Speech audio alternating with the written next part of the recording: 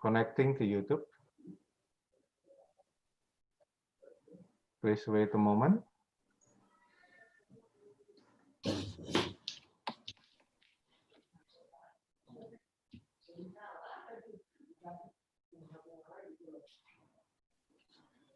Okay, YouTube ready, please proceed. Okay.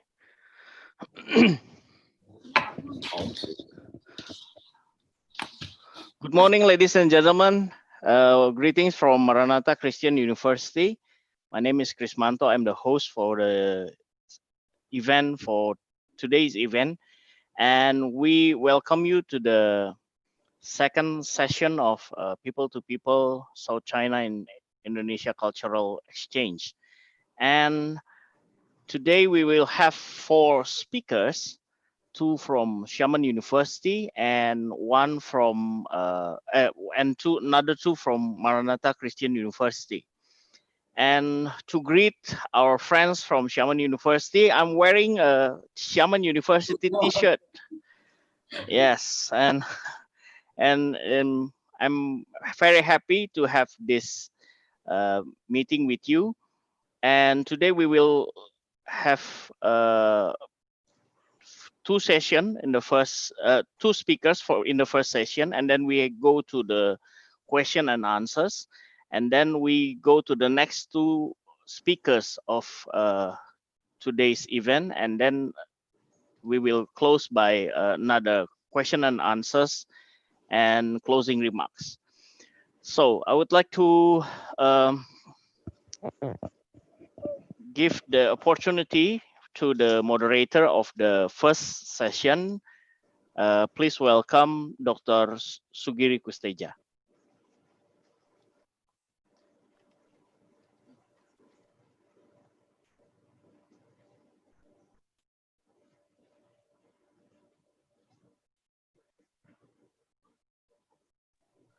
Dr. Sugiri, you're still mute. The microphone is still mute. Please unmute. Oh yeah, sorry. Good morning, all participants. So in this moment, in this occasion, I will take care for the first part of today's webinar.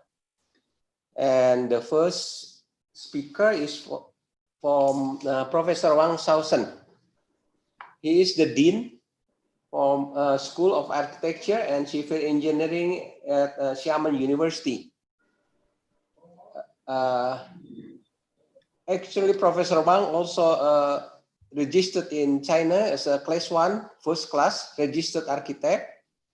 And then he is also architecture design master of Fujian province and included in the contemporary 100 Chinese architect. He is also a winner of Chinese Architecture Education Award. And his research interests, especially in the architecture design and theory, urban landscape, planning and design, cultural heritage conservation and reuse, then Chinese garden and modern life. He has also professional affiliation as a senior member in the Architecture Society of China, fellow Artist Association of Fujian Province, then Vice President of Fujian Urban Science Research Association, and he also belonged to the Standing Committee of the 12th Xiamen People's Congress, member of Xiamen Urban Planning Committee, and the last one was a member of Xiamen Historical Building Protection. So he is very involved in the heritage. I would like to give the time slot directly for Professor Wang to start with his presentation. Please, Professor Wang, you can start. Thank you for your introduction. Let me show the PPT. I will start my presentation. Okay, dear friends, good morning. Today, as architecture, I would like to show you my design the with nature. As you know. Yes, of course, they just briefly introduce myself. Thank you very much. Okay, oh yeah. Yes, my contents will be included in 3 parts. One part, yes, sir. Okay. One part is just to review the process of culture, the heritage protection. And the second part is a case study about the international and the mainland China. And third is my time with the history, our practice.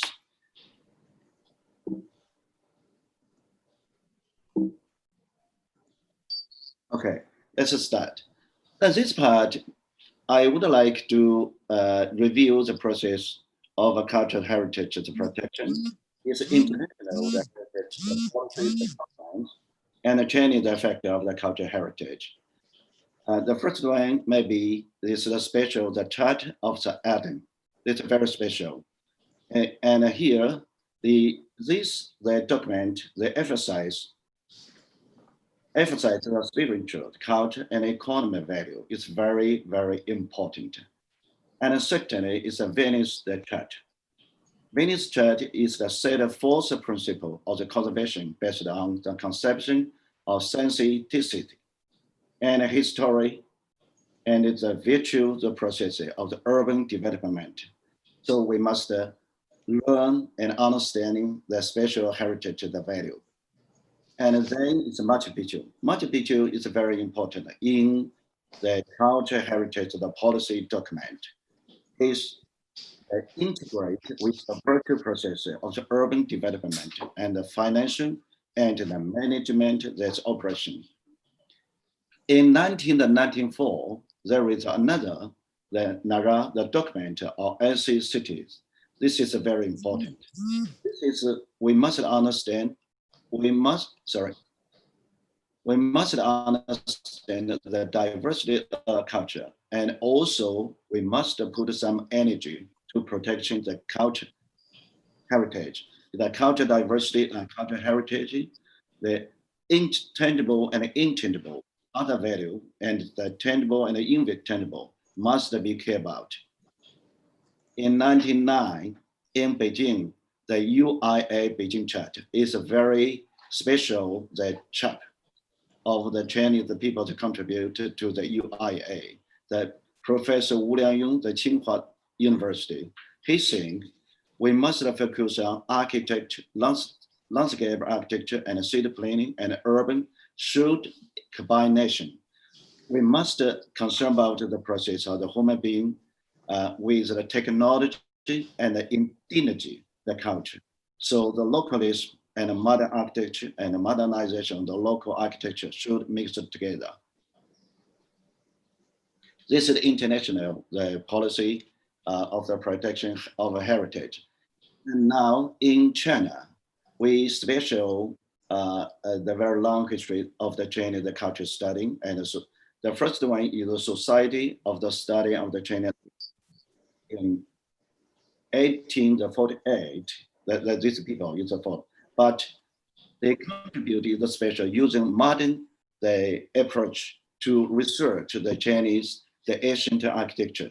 And also they raise a group of the professional, the people, special in ancient Chinese architecture research and protection.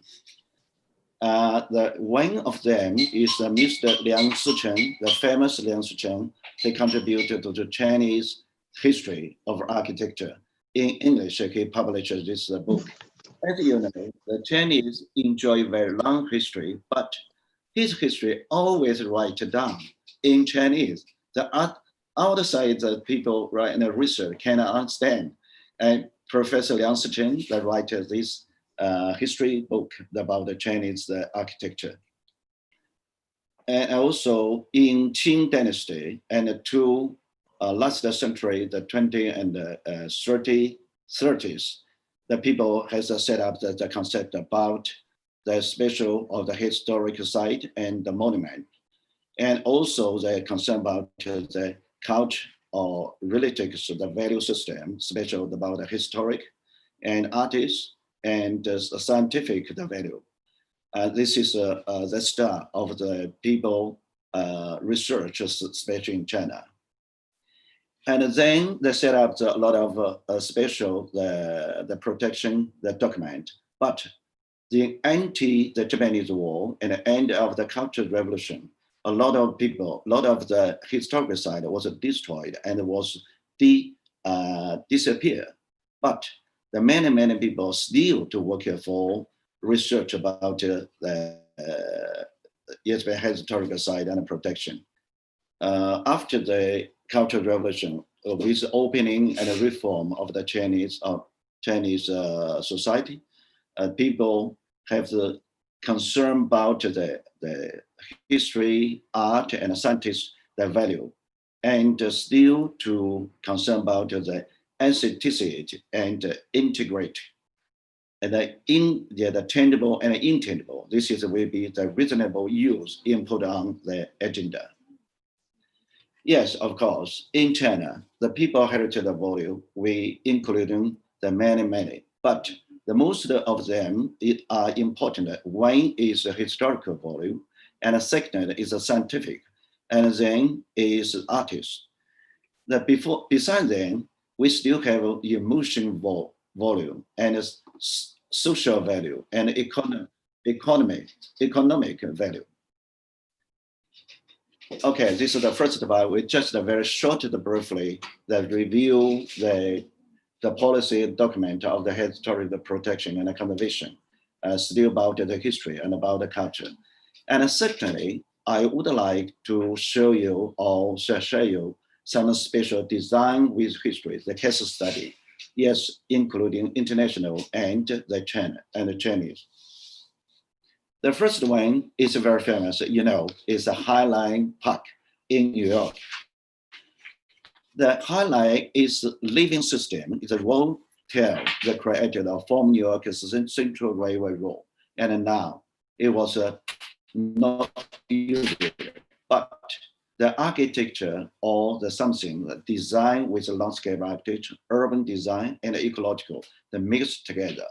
They're using the old building, new life. This is, and now the Highline has become the icon of the contemporary landscape architecture.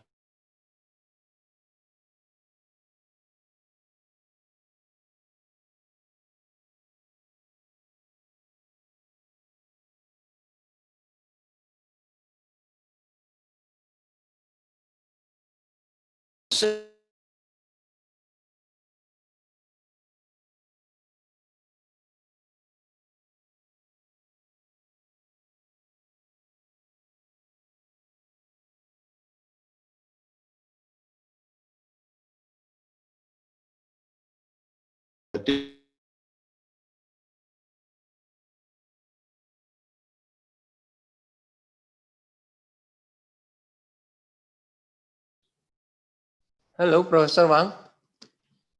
Your voice is missing. We cannot hear you.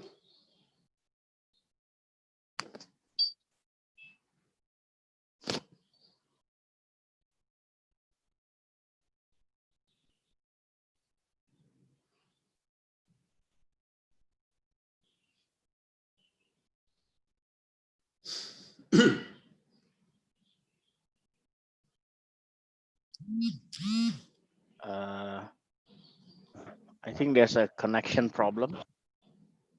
Yes.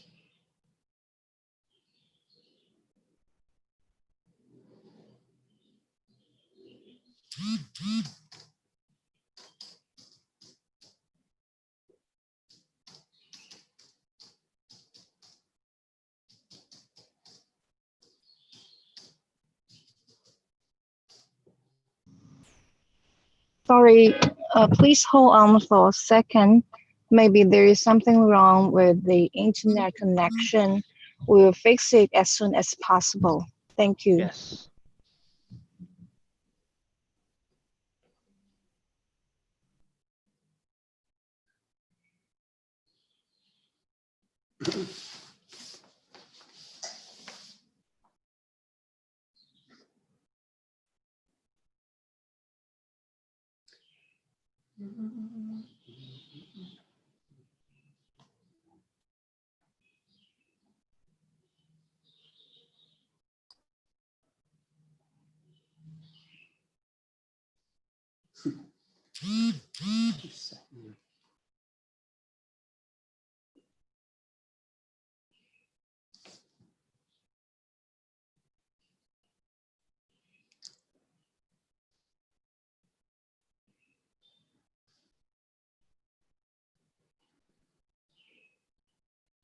这可以，又可以了，也可以了。 Can you hear? Can you hear now? Yes, yes, now. Yes. OK，那我首先把你的视频停掉，你现在听见然后再动 PPT. Yes, we continue. Yeah, we continue. Yes, in this work was sorry. This work was designed by a very famous Peter S.Sn. He used the deep construction, the system to as the metaphor of the history. And the third, the example is Lipsky's work in Jewish the museum. They use the connect between the location and the historic the events, using not a very direct line. The each it may be connected the history event or history site or special the meaning of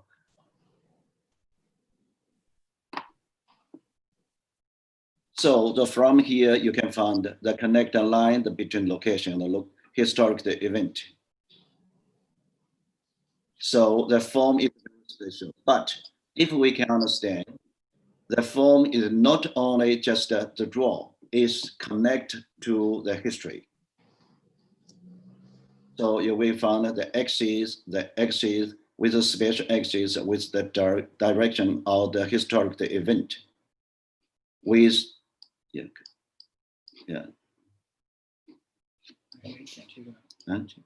Okay. Oh, 觉得小了是吧? Okay. So you will find that there are three the interesting the slanting the carried and named the axis. So the space is very special, and the space is very special.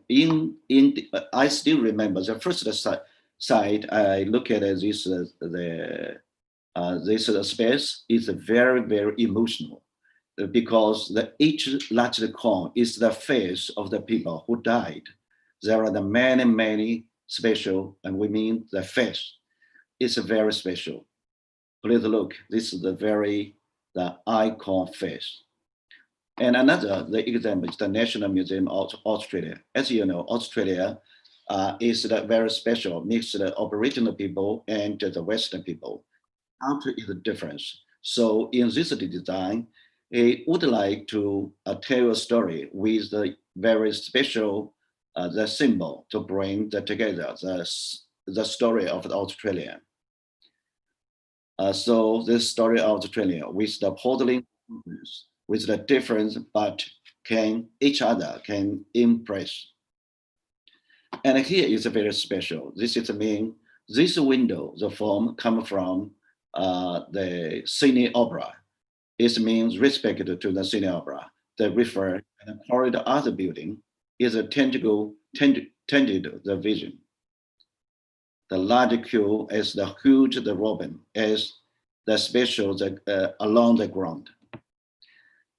And this is the meaning. This axis may be connected to very special the Uluru axis. As you know, Uluru is the biggest city, a big rock that by the Australia, the spirit heart of indigenous the Australia.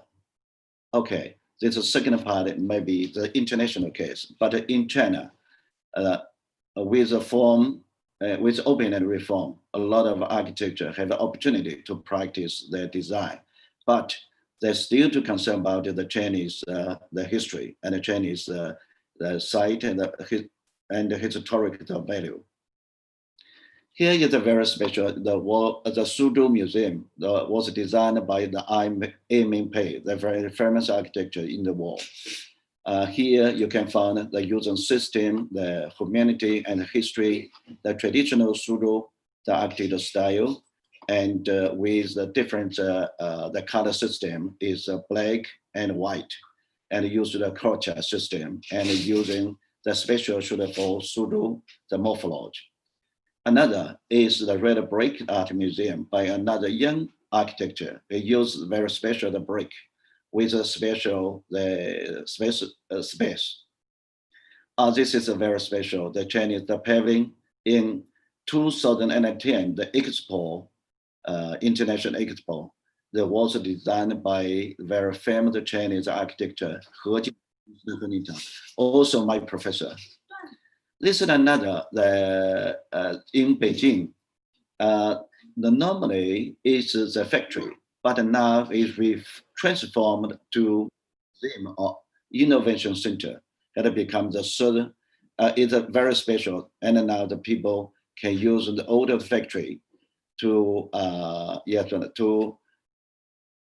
participate in the special, the outdoor sculpture, the fashion show, and other the cultural event. The heritage can be used again. Here is in the very countryside, using the Jidong Temple of Zhejiang province. The design with nature and the design with history use a very special, the vernacular style, and the people can living here can look at a very special history with the local culture. Yeah, here's another. It's a memory hall. It's a Nanjing, the Mexico, by the Japanese involved, designed by He Jing. This design is very important. I think the main architecture, if you visited Nanjing, you should visit. It's very special.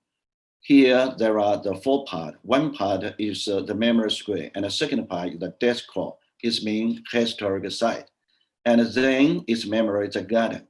The people can through here to think about it with the quiet, the mist. And then when you go through this, the memory of the garden, you can visit the Peace Park. From this process, you can understand, you can remember, you can the thinking, and you can contribute to the future. It's very special. Here you can find the past, the being, and the will being that mix it together. This is the memory. This is the memory garden. When you through this space, you can find a lot of the candle with your special meaning. And here is a very famous example in China, in Chengdu, is the design with the new building and design with the old building. It means there is, in this side, there are the ancient temple. And also people here, they like to live in here. They enjoy the atmosphere here. So the architect that designs the prevent history, the reserve history in the city, and place the life in history. So you will find the space and scale and townscape is suitable for Chengdu, with the special color and keep the some the history and the site and the residential the culture. This is the temple. So the new part here, they're using the very special festive and morphology of the traditional and history space. This is a very special. The modern building with the local style, but and a space with a different layer, a different level. So people can along the different view. This is the mix. Oh, this is another special. This is another special example. Is in the Beijing, the very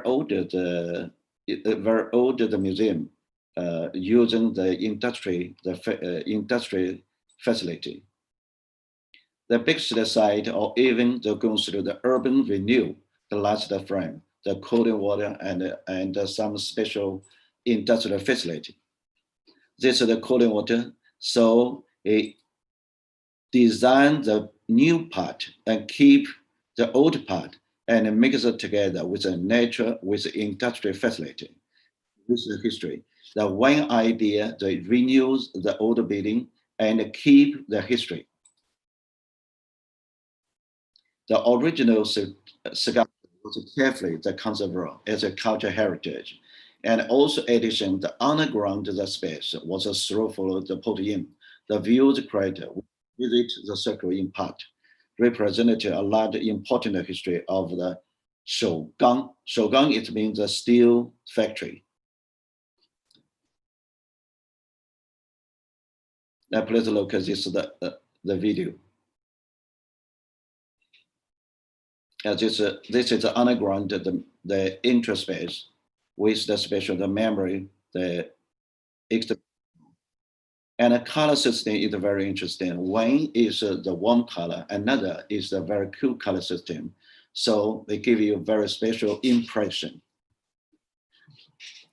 And here it's very interesting. If you go on the ground, you can look out and keep the blue sky and enjoy the very special, the emotion space. Please look, this is the very special. This is the very special. This is the entering a new part. This is a museum. And also they add some special facility to make the something is convenient for the people to visit. This old part and a new part. And the factory has become the industry museum. The people can still remember and can still the feeling, the atmosphere here. And then here is another the special the heritage site in Nanjing.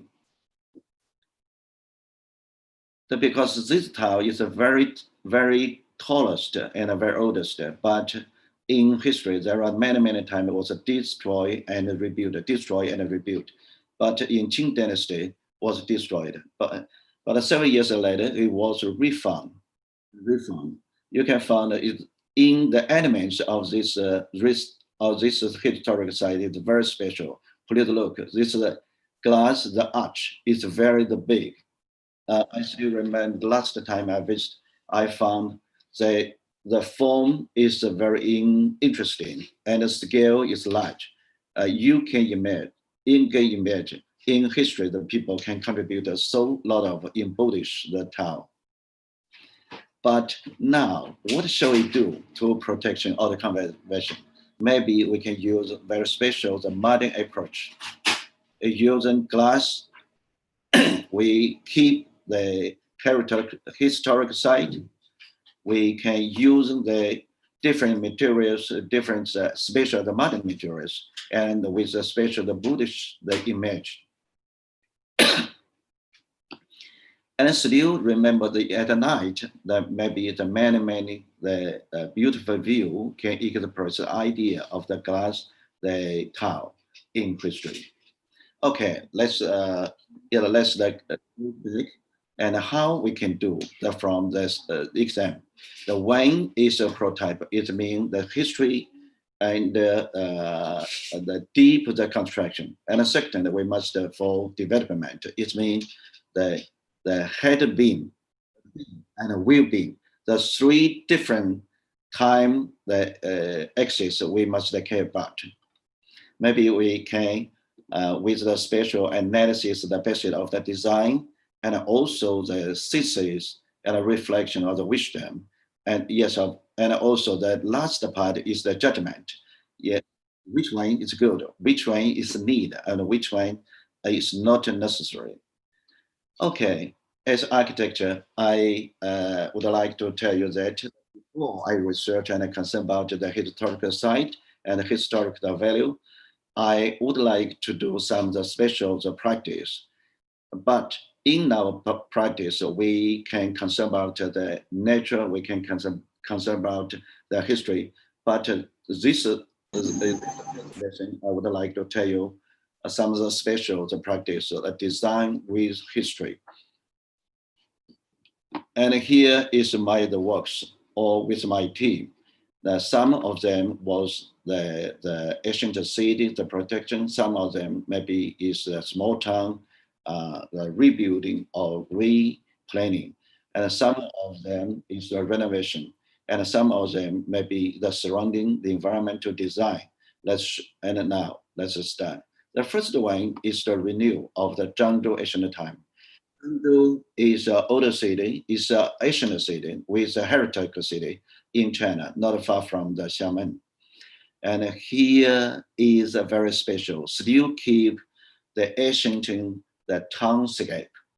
And written is very important. The regionalist is historical and a cultural environment. And people living here still have a very strong interest in to keep this style and keep the lifestyle.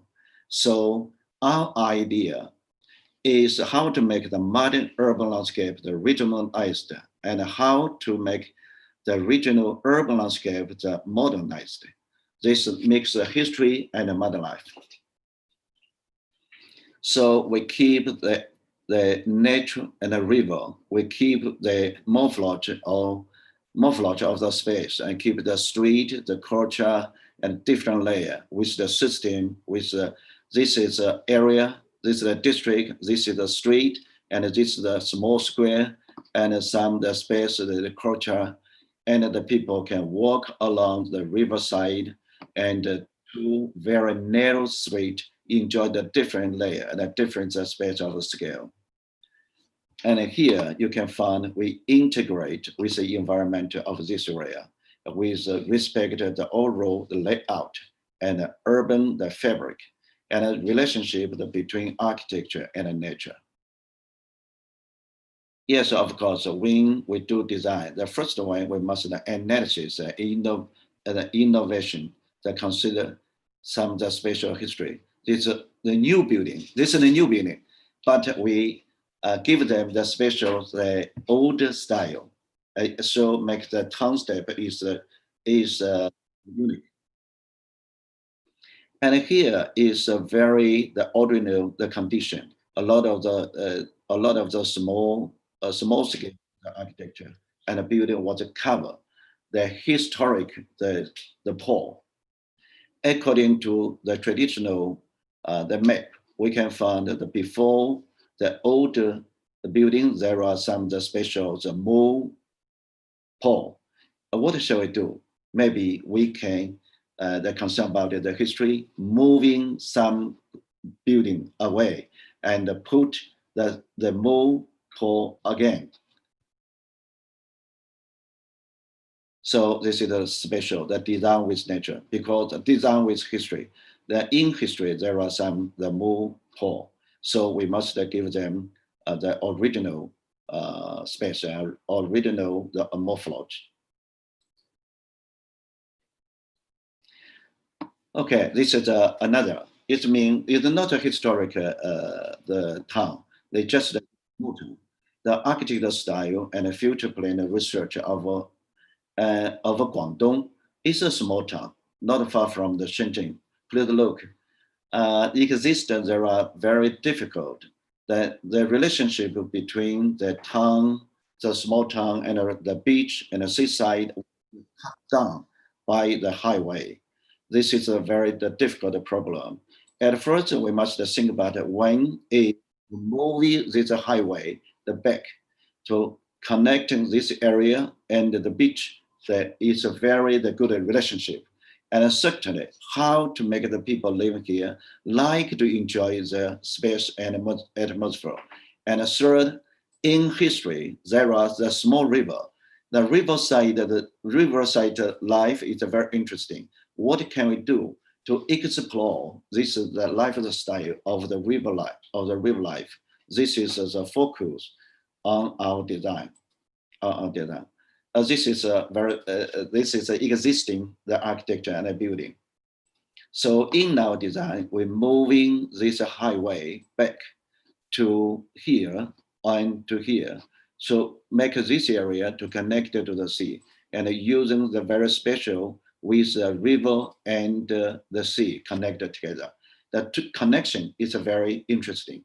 One is nature, and the second is history, connecting the ocean and the seaside to the human being environment. Yeah. Okay, this is very clear. This is the way net, and here it becomes very slow. Yes, slowly. The people can slowly. This is very interesting. And here, the connecting. Yes, of course. We still remember. We still research some of the prototype of the this location. That location is belong to Guangdong, and at Guangdong, the color system is gray, and some special form is a roof and a chilo and local materials. We research the different layer of the architecture prototype. Maybe in our design, we can develop this the coast of the small town. This is the design factor of the older street. So you can find with the chilo, with the special color, the people can enjoy the special, the scale, the space, and here, and the seaside.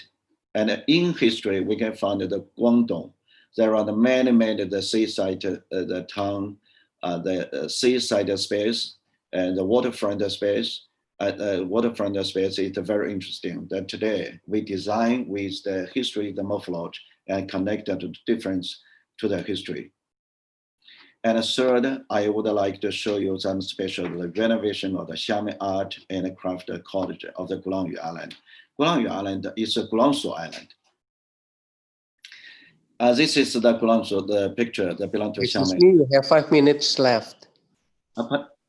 Okay, yeah, okay. 5 minutes. Yeah. Now here is the Xiamen. Here is a Gulangyu Island. Gulangyu Island is a very small to enjoy very special the European touch, and was least the World Heritage Site. In this site, in the history, there are the many buildings. It's very beautiful, but in the Cultural Revolution in China, there are many. There are some space and cottage is not very good enough. And here is some building in this the fine art is not suitable for Gulangyu, especially after Gulangyu was listed to World Heritage Site. The people has begun to concern about how to make the architecture style is suitable for Gulangyu, and how to use this this school, because the school had moved into our school Gulangyu. The first one, this is my sketch and my concept. The first one, we must connect the nature and the people is connected to the human being environment. And the second, people can visit from the different angle and different the rule line. So we make the diagram, the travel route. This part, and connected together.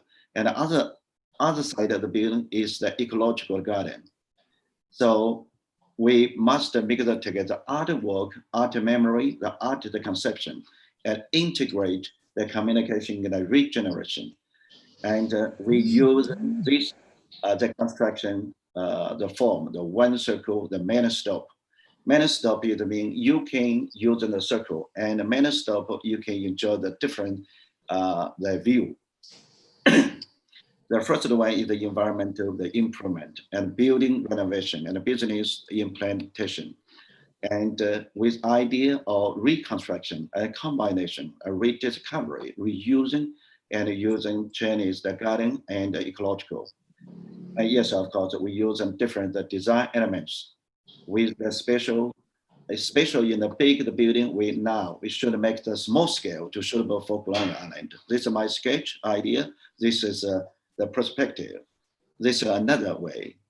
Using this is the existing architecture. Maybe we can add some of the small scale, make the big building become scale. It's suitable for Gulangyu Island.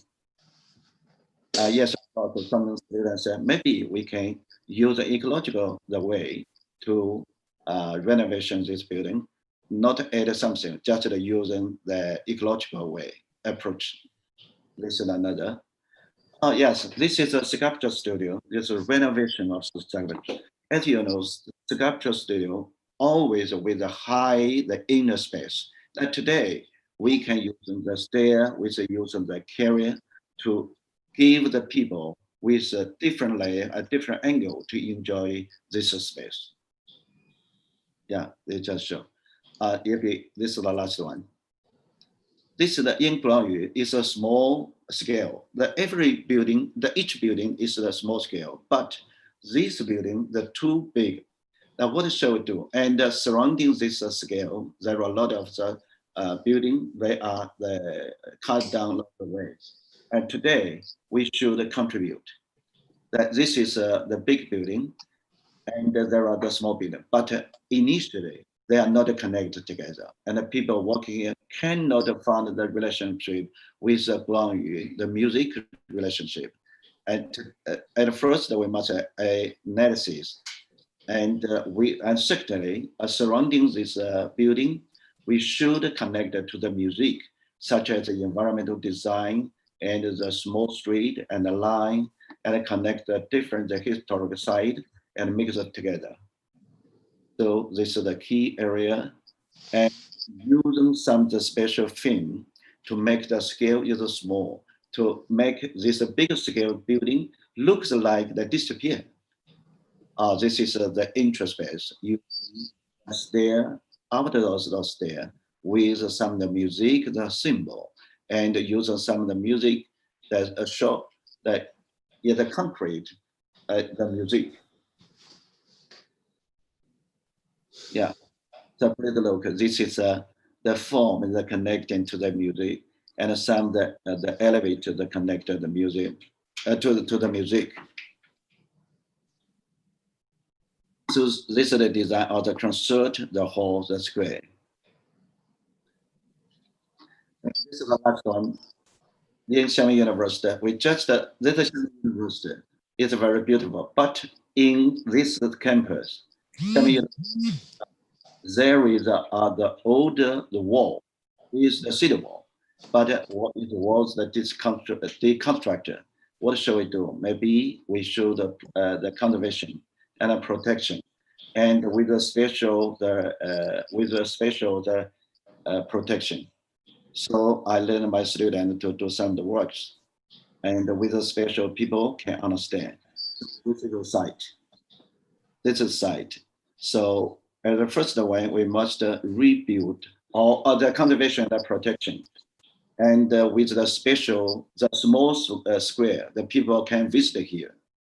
And some of the ancient the city wall can, with the special the concern about. And here is a connecting. At the initial is not, is a cut down. We give it the special the stair. The people can climb up and enjoy their history. And also with the special the protection. And the people, the students, the professors and the students can walk up and down, enjoy the history. This is our works. And now we can use a special information facility to give them special education. Okay, this is summing up. In our design, I always think about the culture is mean history and the different culture. And the second, maybe the time. The time is mean the past and now and the future. You must think about the developing, how to reuse.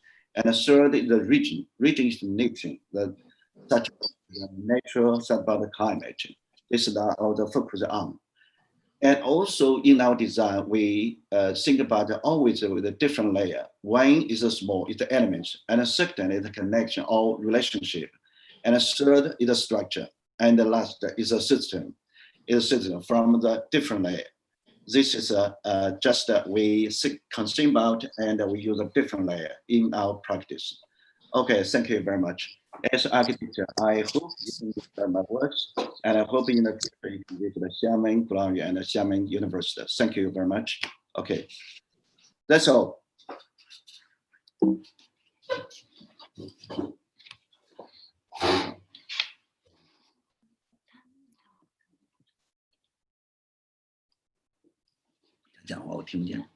他 mute。 Masih You're still muted, Mr. So now Sugiri. we for the second presenter. The presenter is Miss Elizabeth Susanti. She is a lecturer in the Maranatha Christian University, and she got the Ph.D. degree from the Xiamen University also. So she is the alumni from the Xiamen University. Her master degree from the ITB, Institute Technology of Bandung, and her expertise in the field of visual literacy, cross-cultural communication, Chinese Indonesian studies, Chinese culture, and advertising rhetoric, Chinese calligraphy, very, very specific for the Chinese calligraphy, because she has many, a long list of the competition and exhibition. She's also the expert in the Chinese calligraphy. So now the time is yours for presentation. Please, Ms. Elizabeth Susanti, you can start the presentation. Okay, good morning, everyone. Thank you for joining this webinar. Today, I will talk about contemporary Chinese culture in Peranakan Indonesia home. I do this research with Dr. Sugiri Kustedja. First, I will explain about Peranakan and Peranakan culture. Indonesian Chinese Peranakan is a descendant of Chinese child born in Indonesia. And the culture is a mixture of Chinese and local culture blend together in their life. The clearer idea of Peranakan culture product we can see in this in here. The clothing like kebaya, batik, and baju koko. Other than that, we can see Nyonya Peranakan dishes and snacks. And in intangible products, there is language and religion. The history Peranakan Chinese dwelling in colonial era. Actually, if learning about Indonesian Peranakan houses, most of the literature is a discussion of earlier Chinese dwelling in group areas called pecinan. Because in the 18th century, the pecinan is product of Dutch colonial segregation policy. We can tell so that Chinese community should be contained in specific bounded area. And then in 19th century, the law was abolished. This policy influenced the appearance of architecture. Some Chinese who have fortune built significant expensive houses outside the ghettos and occupied a strategic trading area in city. Dutch schools were allowed for some Chinese. They received Dutch education and culture, and increasingly changed their style preferences from Chinese to European architectural style. And for architecture, they made modification and architectural aspects to suit tropical weather and local social culture features. A hybridization of local Indonesian style mixed with Dutch style and then added up with Chinese elements, named as Indies Empire style. Architecturally, they are called eclectic styles because it have extravagant building to display the pride of their successful life, huge mansion with refined mixed Chinese cultural taste. And then after the independence, in the new order government policy, which forbade Chinese culture from being displayed in public places, made ethnic Chinese release ethnic ornaments in houses and increasingly turned toward local and Western style architecture. This is the Peranakan Chinese houses in the past. So traditional discussion about specific Chinese dwelling, mostly we refer to Dutch colonial era in this empire style, mentioned with plenty of Chinese ornaments like this one, or the shop houses. The first picture is Mayor Ko Kim An Mansion in Jakarta, still there until now, the resident of the last Netherlands Indies Chinese officer. And the second one is Old Chinese Landed Shop Houses Street, Yapron Complex in Sudirman, Bandung. My case study is in here in Bandung. The case study is in here, near Jalan Jenderal Sudirman and Jalan Astana Anyar. The case study is there is 3 houses. Actually, there is 3 houses, Basalamah 8, 6, and 4. And the owner also owned the Saraswati Art House. And this one, this is very important. Why? Because Jenderal Sudirman Street in the past is a very important street. Before I said that only rich Chinese can build expensive house outside the ghettos, occupied a strategic trading area. This Jenderal Sudirman Street in the past is in here, is the post route. So in the past, this is the trading route from Anyar to Situbondo. It is 100-kilometer route. That is the colonial finished it in 1 year. It is a very important trading route. Let me explain the owner of this case studies.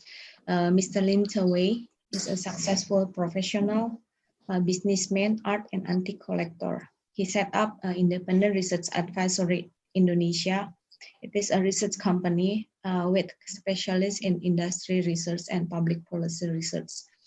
Currently, he is the advisor to coordinating Minister for Economic Affairs and Minister of Land Affairs and Spatial Planning.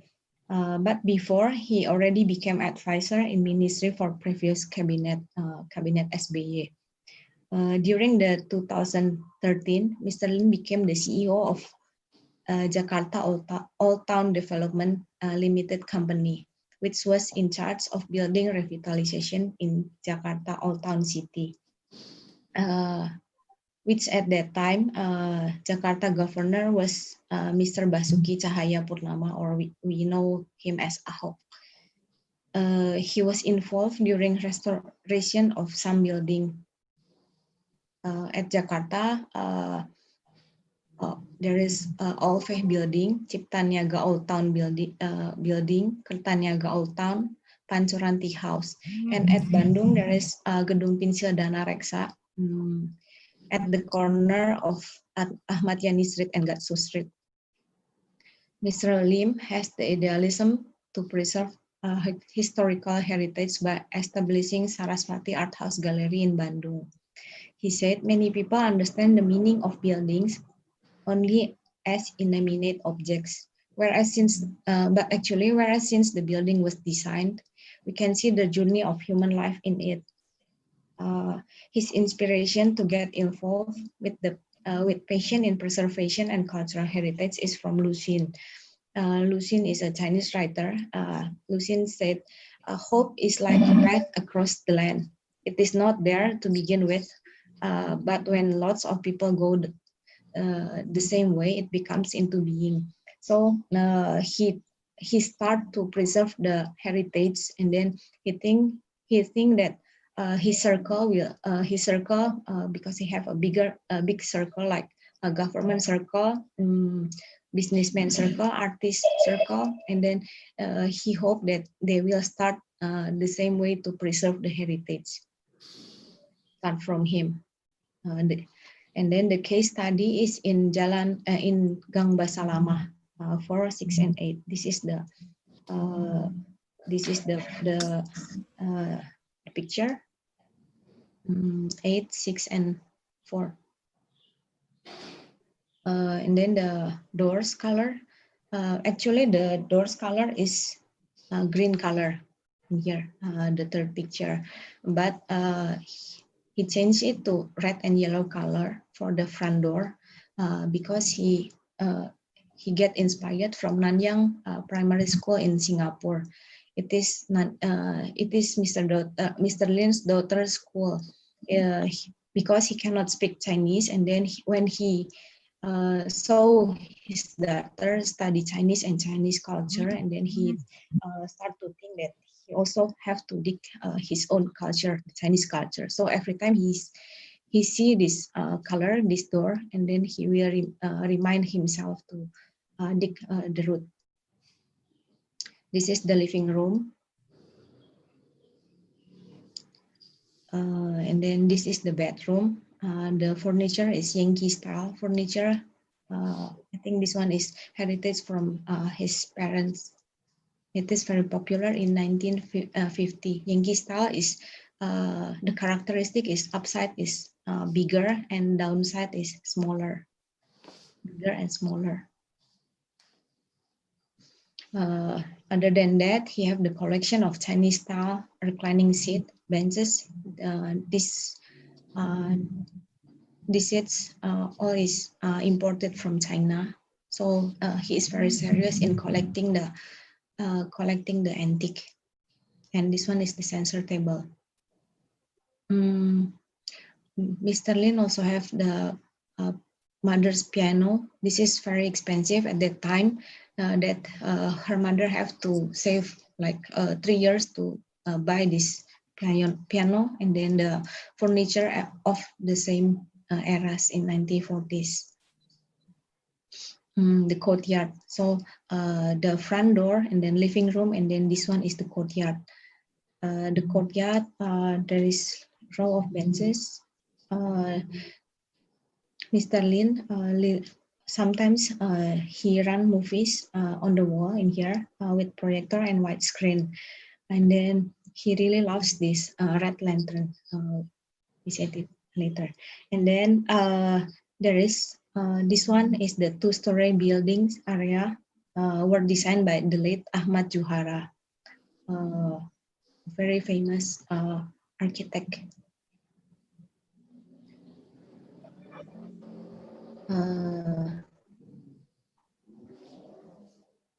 This one is the 18 units of handcrafted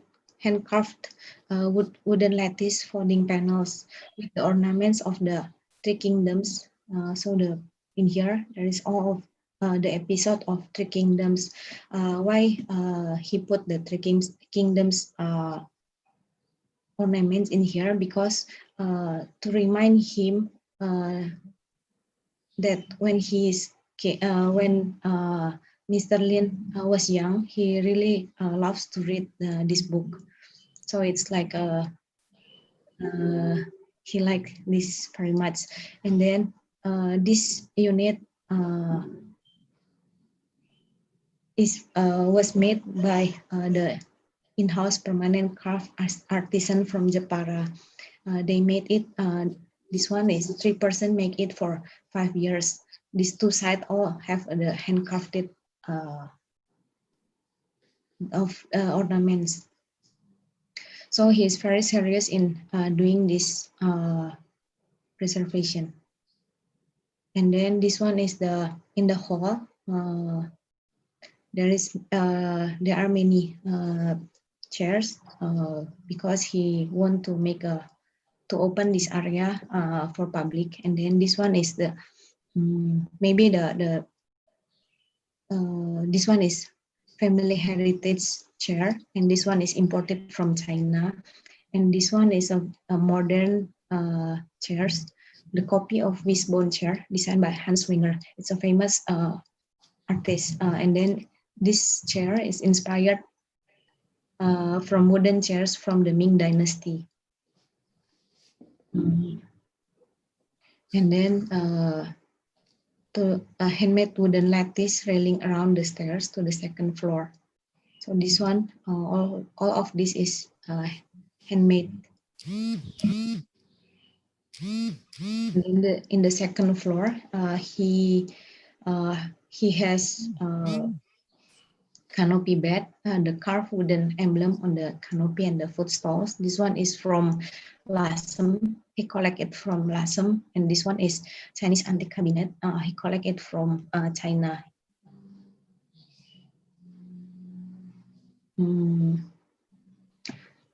There is also a written desk, and then European style crockery cupboard and bookcase.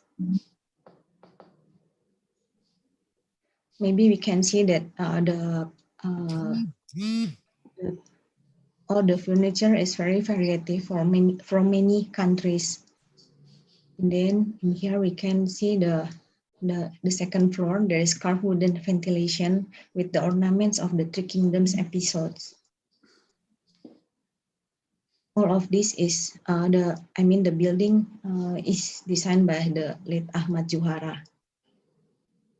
And then the roof, the existing ornaments different with the old buildings from the same complex, differs from the traditional style, but there is no further information. So if we see the literature, the typical Chinese traditional gable wall crest is like this, but his house is different. The two ends of gable walls will curve, and then the gable wall crest with 8 corner stars. This one, but there is no more information about it. Other than that, the roof is 2 sloping ends of ridge, similar with typical traditional southern Chinese style. In here we can see the ridge here. It is similar with traditional southern Chinese style. And then there is a triangle on top ridge top created by the late Mr. Lin's father for feng shui purpose. But Mr. Lim cannot explain more about, cannot tell the story more about this.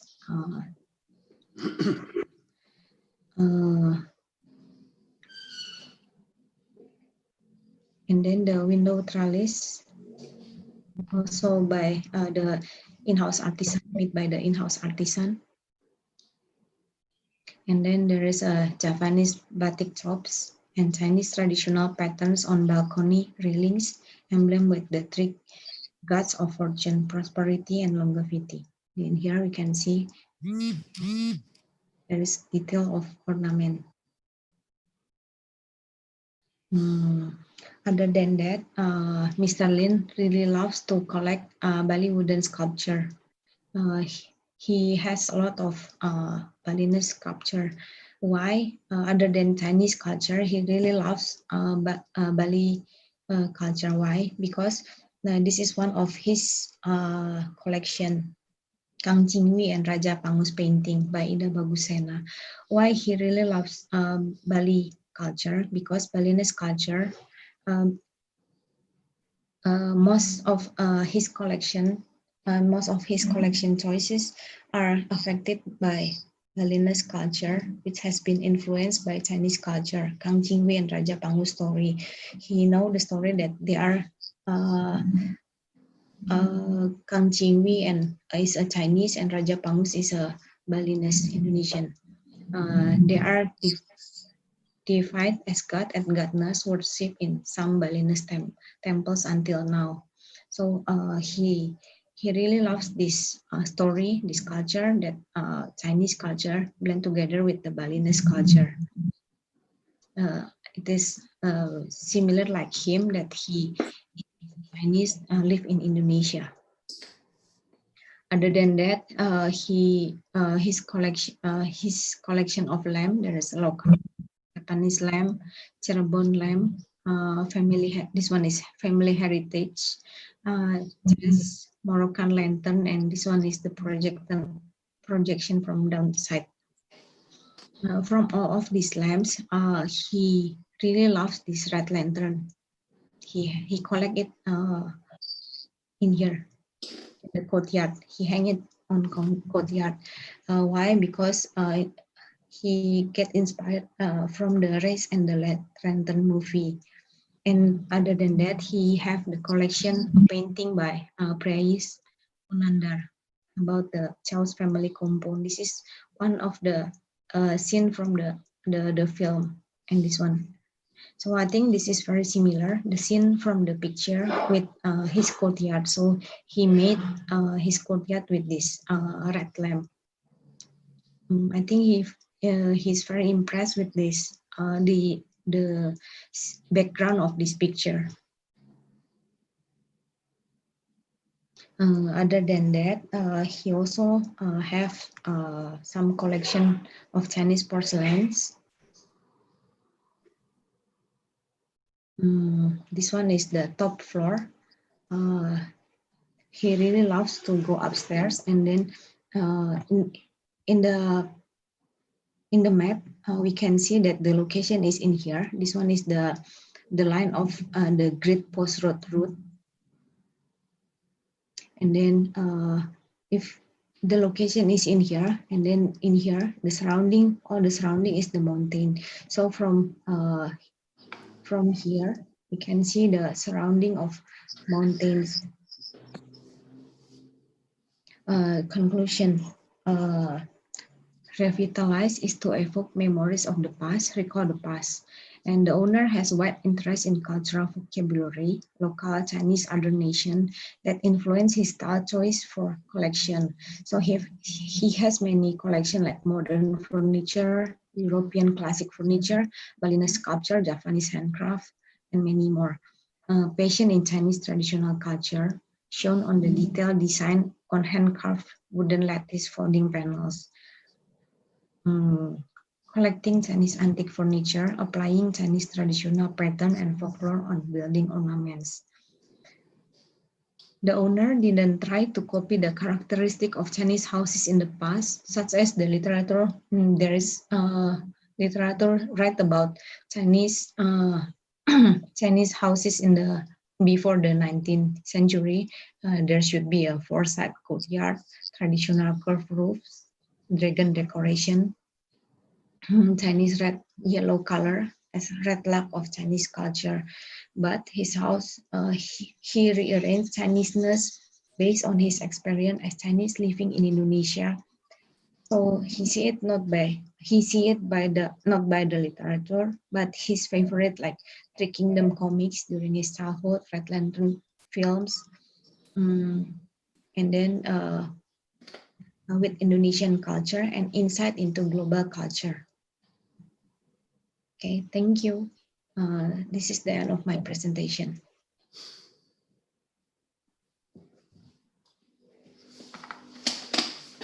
So thank you very much, Ms. Elizabeth. Very impressive presentation. It seems you are talking about different approach to the Chinese living style. Before in the colonial, there is very traditional, and Mr. Lin as a contemporary businessman, he has also interest in the collection, but with different approach. Yes. So actually, Ms. Elizabeth still have 10 minutes left. you have finished it quicker. Now we reach the question and answer session. So I see at the chatting, only people asking if it's possible to get the presentation material later on. So to answer this question, the organizer will collect the total presentation material, and after compile it, maybe whoever interested with the material can contact the organizer.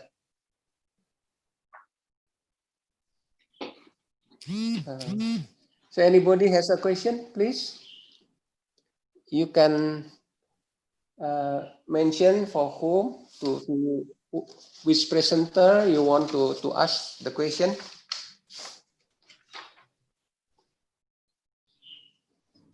Anybody want to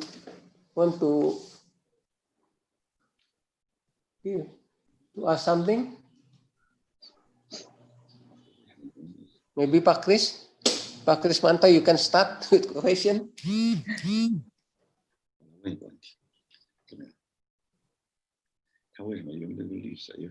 We have still 15 minutes for question and answer. Who will start? Please.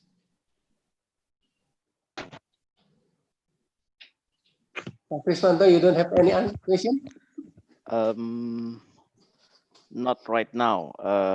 If there's no questions, we can continue to the second session. Okay. 这问我不一定，问这个人。 So in this case,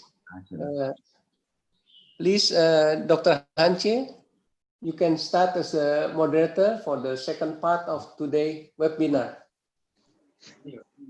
没有，他不是问的， OK，这是没有。但他问的是什么？他问的就是中国人，现在还用四合院吗？还住四合院 OK，can you hear me? 那是私聊。 Yes, yes, we can hear you. Yes, we can hear you. Dr. Sugiri, I think there is a question for Professor Wang Shaosen from this chat room. He would like to ask Professor Wang Shaosen, how about Chinese modern houses in China? Is there still for courtyards or just the modern houses? So shall we invite Professor Wang Shaosen to reply? Yeah. Okay, time's yours, please. Yes, okay. Thank you very much for your question.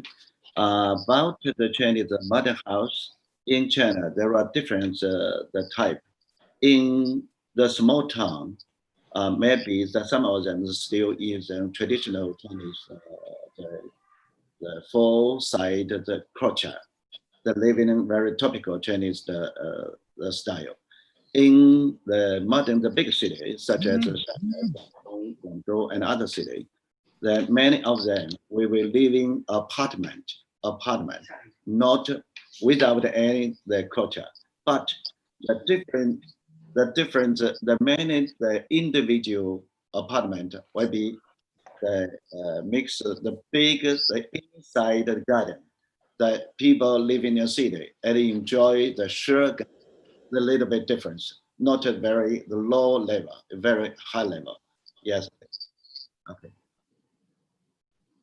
Yeah, that's a perfect. The one is a tradition. How about the Chinese, the modern life in China? There are the code. 谢谢. Okay, you're welcome.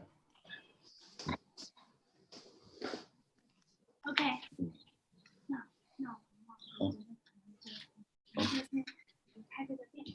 好，OK, OK. 没有了。 Yes, Dr. Sugiri, I think Prof. Wang Shaosen has finished his sharing of the Thank you. answer. Thank you very much, Professor Wang. 你该主持了吧？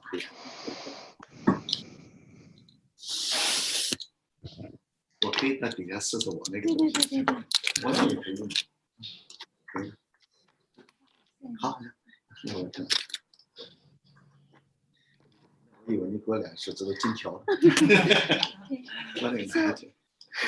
Okay. So in this way, shall we move to the second part?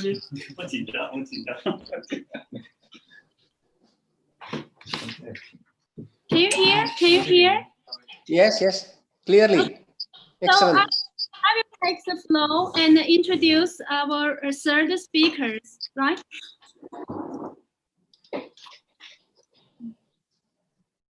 Okay.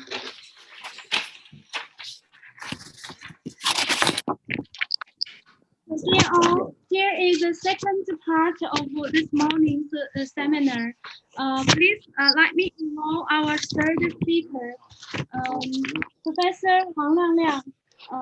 Professor Dr. Wang Liangliang is currently the Associate Professor in the Department of Architecture, School of Architecture and Civil Engineering of Xiamen University. And his research interest is focusing on rural construction, urban design and urban regeneration, climate change, and sustainable development. In 2015, he was awarded with the Ph.D. prize in environmental and sustainability research by World Future Foundation, Singapore, and the National University of Singapore. Professor Wang Liangliang gained his master's degree in Tianjin University and gained his Ph.D. degree in National University of Singapore. And his teaching area focusing on research methodology in architecture, architectural design, and urban design. Over the past few years, he has supervised many students' design competitions and gained several awards. In 2017, he led a provincial level educational reform project in urban design. And in 2018, he achieved the award of Fujian province tertiary education for teaching in aspects of rural development. And his main publication focusing on, in 2017, he published his English book, Urban Design for Waterfront Adaptation to Extreme Sea Level Events. And he has, from 2012 to 2015, he has translating the NUS organization's book called Vertical Cities Asia International Design Competition and Symposiums. And he has translated Professor Peter Newman's two books, Resilient Cities, Responding to Peak Oil and Climate Change in 2014, and Green Urbanism in Asia, The Emerging Green Tigers in 2019. In the meantime, he is a board member of Urban Design Committee of Architecture Society in China and the vice president of Fujian Province Youth Architects Association. So today, Dr. Wang Liangliang's topic is a digital museum integrated method to rural construction in South Fujian. So let's welcome Dr. Wang Liangliang's talk. I will share the screen. Okay. Yeah, I love it. Good morning, everyone. Morning. Good morning.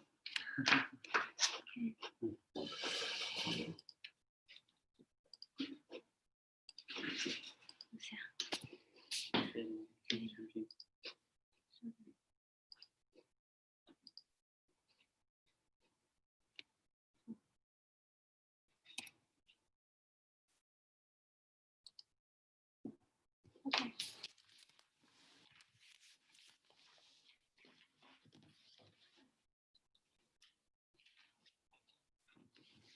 Good morning, everyone. My topic is rural construction method based on the digital museum, the case study of Xiaochuo village, Quanzhou, Quangang, and the traditional village in Southeast Fujian.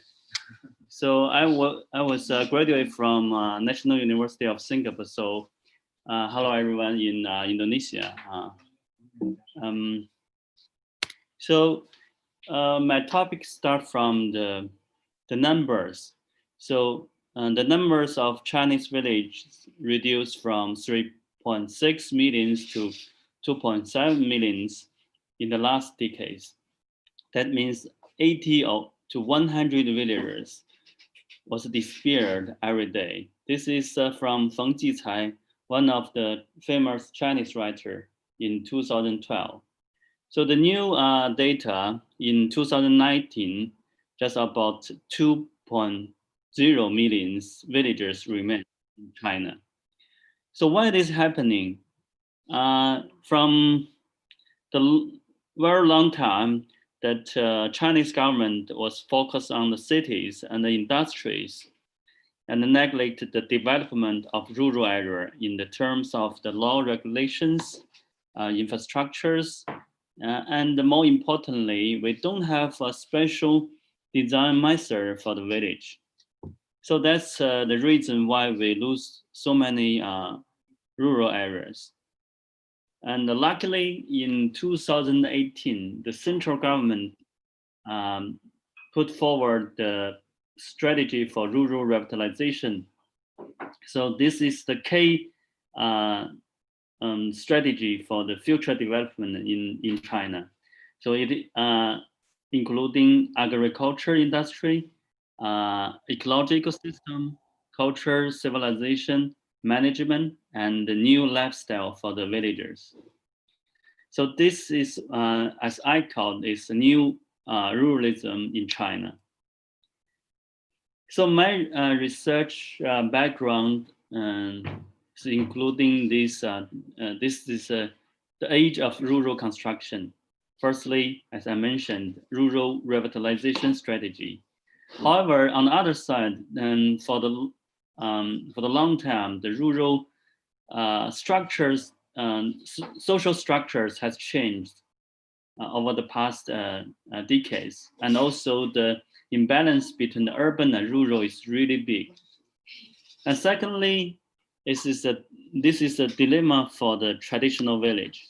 From one side, the rural hollowing and the rural decay is threatening the special rural culture. That means the young people, especially the young people, they are don't like living in their hometown, their villages. They go far away for better job and better salaries.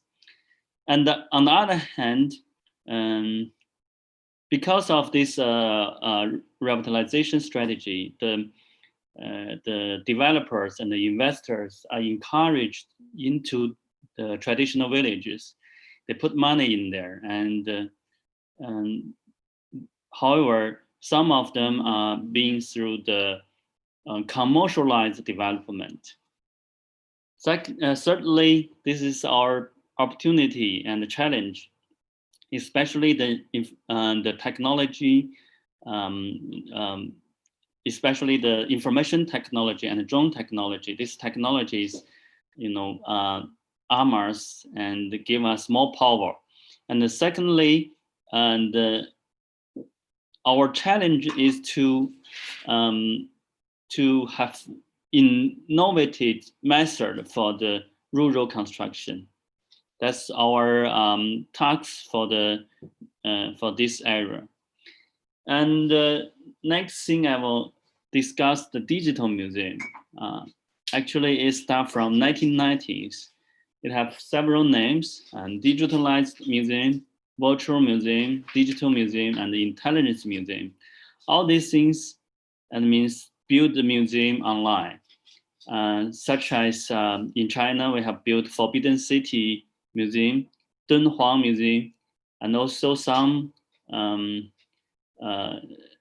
doesn't exist sightings, such as the Summer Palace and also the Tang Chang'an Museum. And digital museum have a lot of advantages.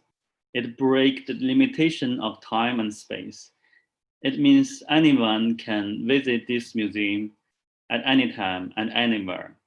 However, beyond that, the digital museum also has other advantages. Firstly, it can build a database. And secondly, it has the interactivities, visualities, and interactives. That means that information can upgrade very soon. So for the digital museum for rural area, that's the topic we will discuss today.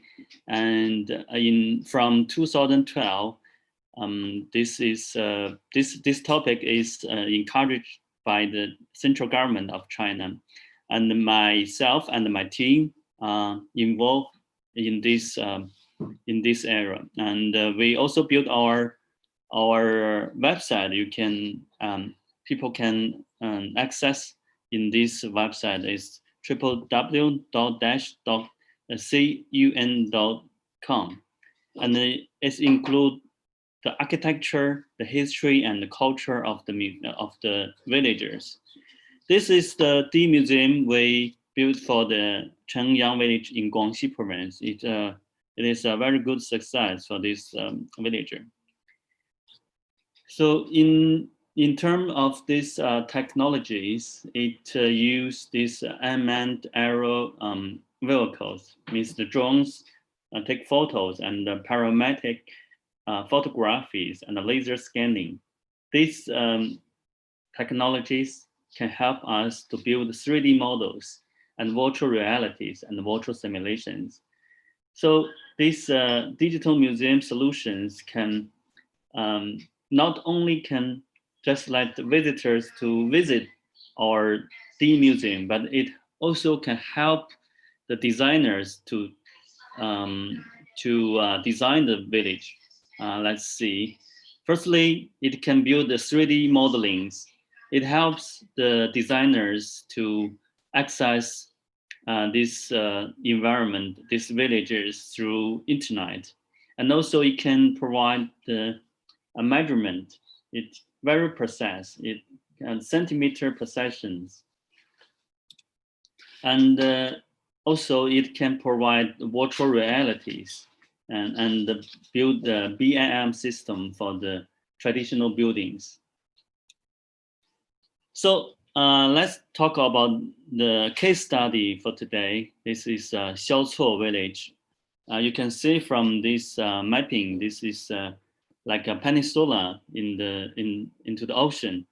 And this a little mountain in the center, and all the villagers surrounding the mountain and by the sea.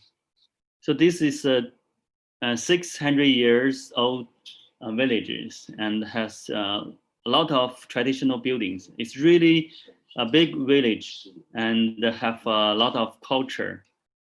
So you can see it's a very beautiful village and have very good environment. But however, it also been through these dilemmas I was talking about. Only old people, only the kids are living in these villages, lack of young people.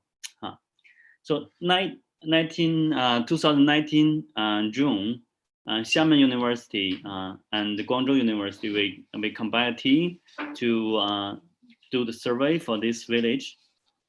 And we use the drone and the information technology build the digital museum for this village. It can be seen from this picture. All these buildings are into this museum, and we also build the layers of this village, including the buildings, the roads, the grounds, and also the DSM and DOM. So compared to the traditional way that if we want to have this information, we need to 10 people and take like half a month to get all this information. But nowadays, use the digital museum technology, only 3 days, maybe 2 people can do the 3D modelings. Sorry, yeah. So beyond that, based on modelings, we build our database for these villages. It means every building, every existing building of this village was in this database. It can like the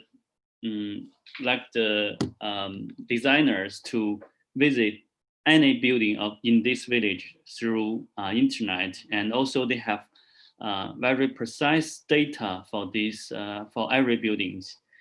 It is very efficient and accurate and comprehensive and convenient. And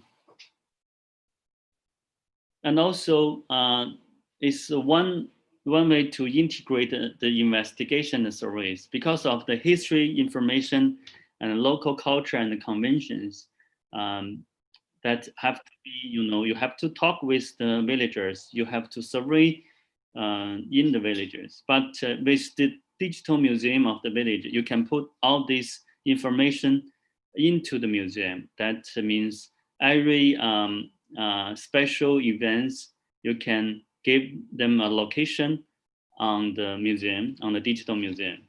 So it's help the designer to understand the village history and the special culture. So after the collecting the information, we start our planning for the villages. The first thing is to find out the ecological boundaries for these villages. So based on the 3D modeling of the village and the AI technology for element analysis, we can find out all the accurate percentage of this village, such as the construction site, the forest, the water, and so on and so forth. So based on this information, we can set up the ecological boundaries for the village. And meanwhile, because this is a very special village by the mountain, so the slope gradients is one of the big things we have to consider. So based on this digital museum, we can get some of these sections of the villages. So it helps us to analyze the logic of building distribution based on the slope gradients. That means all the traditional architectures are distributed on the slope between 0 degree to 20 degrees. But modern buildings, that means after, that means built in 19th or 80s, they are distributed on 20 to 40 degree slopes. And so also we can analyze the road system and the slope of gradients in terms of this new, if we want to build a new road, we understand how this slope gradient we have to choose. And another thing is if we want to connect some of these groups of these buildings, we have to build pedestrian paths, and it also helps us to understand the logic of these slope gradients and buildings. Next thing is to finalize the protection zone. That's is the most important task in the rural planning for traditional villages. So based on the AI technology, we can take the building out of this system and analyze the roof sloping system, and then identify the traditional architectures. It's all done by the computers. And also we can calculate the proper distance between the traditional buildings and modern buildings. And based on that, we can finalize the protection zone. So this is the result from our analysis. And also we can put this online, and the villagers can give them their suggestions and opinions for these plannings. So this is assessment and public participations. And from the architecture design, also, firstly, we have to understand the village's fabric. So this digital museum can help us to understand that. For example, the distance between the existing buildings, and also the length-wise ratio of existing buildings. So we can draw these pictures from the database.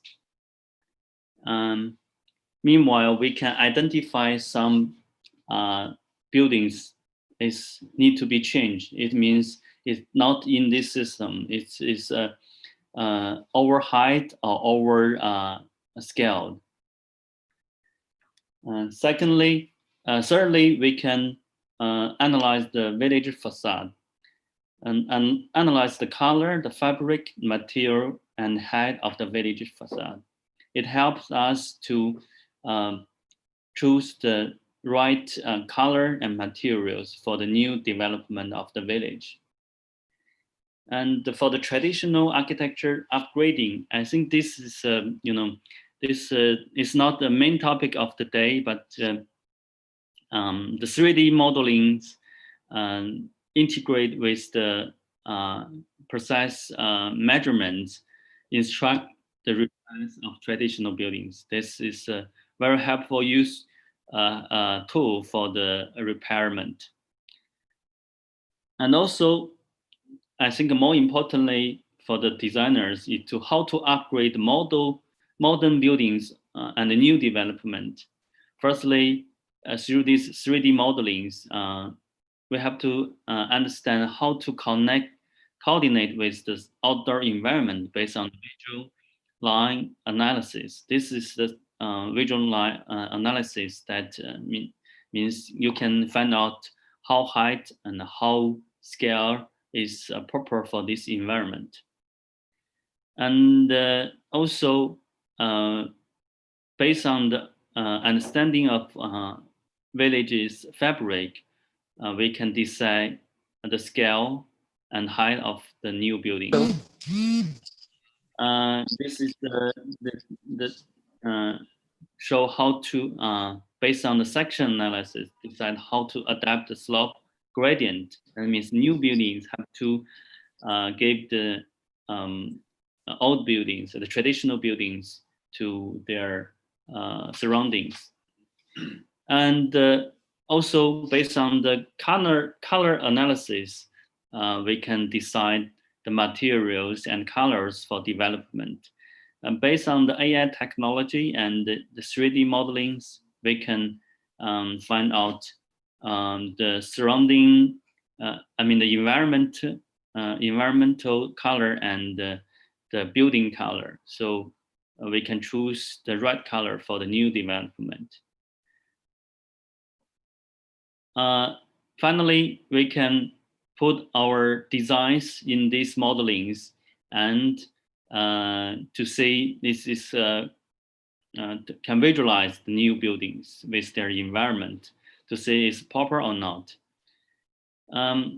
Finally, these designs, these plannings, we can through the software and smart app for phone, the villagers can participate the whole process of the planning and design, and even after design, even the constructions, and the villagers can assess these informations. It's called visibilities and interactivity.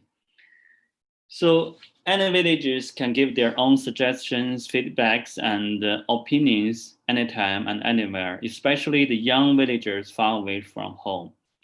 So that's what I was talking about before, that a lot of young people, they're not living in their villages. So through these ways, they know that their village has been changed, they're being upgraded. So it can build a sense of identity and also bring hope. And finally, we hope that this method can let these young people return to their villages.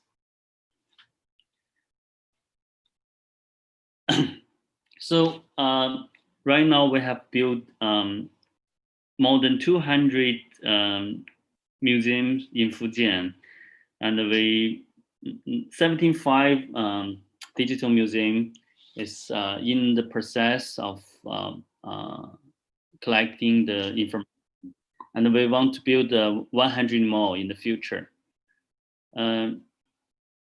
So this method we call is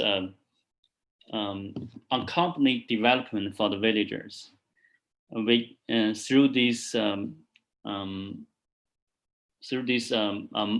digital museum method, we bring the teams into the village, we bring the projects, and also bring the resources. And finally, we hope the hope can bring to the young people far away from the villages. So for the past 6 to 7 years, we work in the villages in Fujian province, and we build landscape, we build education centers, architecture, and also the infrastructures for the villages.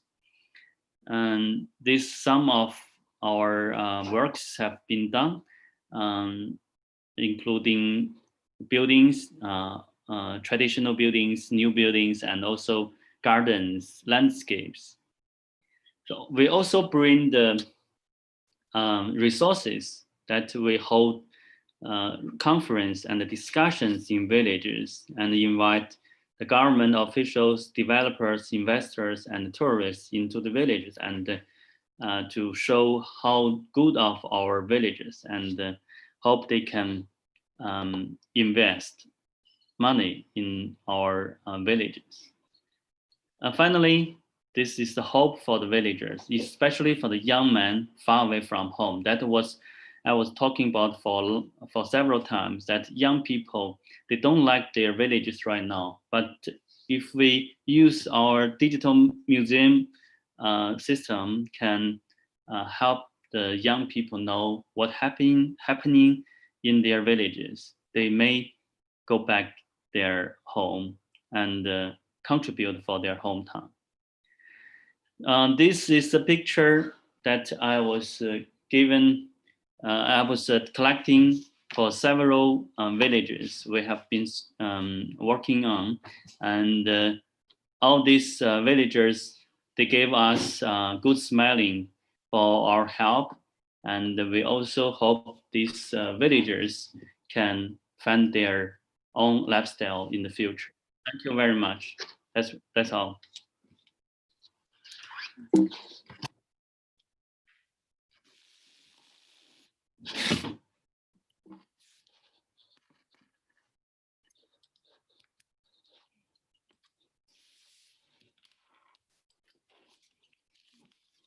Thank you, Professor Liangliang's lectures. So next, I will take the floor and introduce the fourth speakers. Our fourth speaker is Ms. Tessa Darmayanti. She was educated in Maranatha Christian University in Interior Design, Bandung, Indonesia, with cum laude honor. She became a faculty member in Interior Design Department, Art and Design Faculty, Maranatha Christian University from 2009 to present.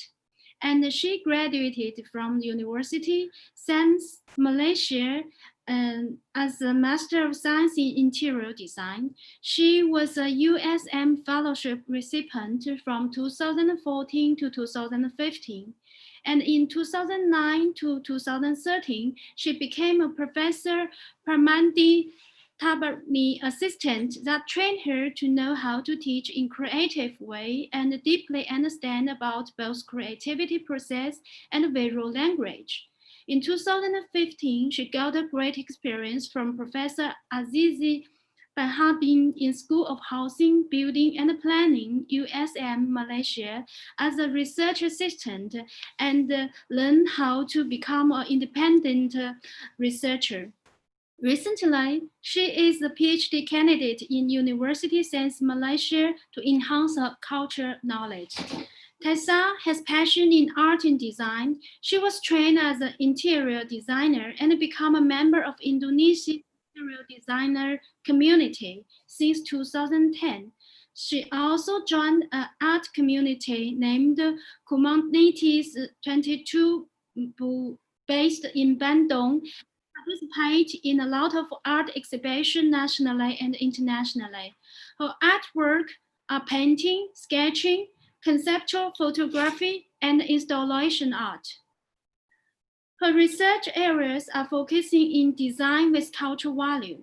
In collaboration with the Department of Culture and Tourism of Baicheng Province, Indonesia, her first book has been published in 2015 with the name in Indonesian language. The name is The History of Baicheng Governance. So today, Tessa's lecture's topic is the narratives of Indonesian cultural heritage, Peranakan House in Chinatown, Lasem, Indonesia. Now let's welcome our speaker, Tessa. Okay, thank you very much. Can you hear me? Yes, clearly. Okay, thank you. I will share the screen first.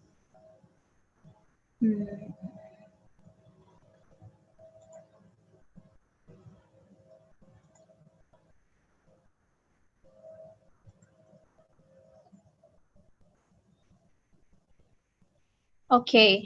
can you see my slides?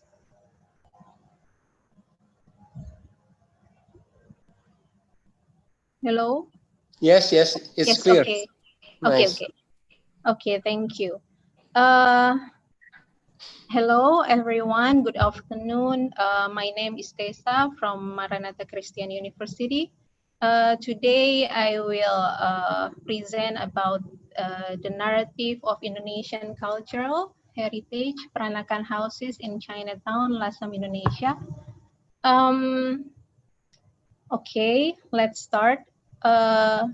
This is, I divided by 3 segments for this presentation. Sorry. First is, I will talk about the Lasem. Where is Lasem? And then why Lasem?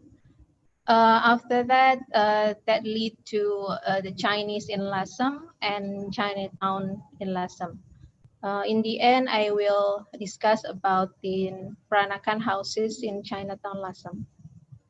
So, since this presentation is about the narrative, just like a story, telling story about the Lasem. Okay, this is Lasem. The above statement is from the old Indonesian magazine with an old spelling, Indonesian spelling, that mention about the statement about the Lasem is a small city located in the northeast of central Java, Indonesia. The city is an old, has been mentioned even in the Javanese old chronicle. And the inhabitant in the city is mostly Chinese people. So, with their houses surrounded by high and sturdy walls. So, Lasem is located in Java Island in Indonesia, specifically in Central Java. Here, there is a Lasem near Rembang, actually Lasem under the Rembang district. Okay, if we want to reach Lasem, approx maybe 3 hours from Semarang, the capital city of the Central Java, and then from Rembang is around 20 minutes. So, sorry. At the end of the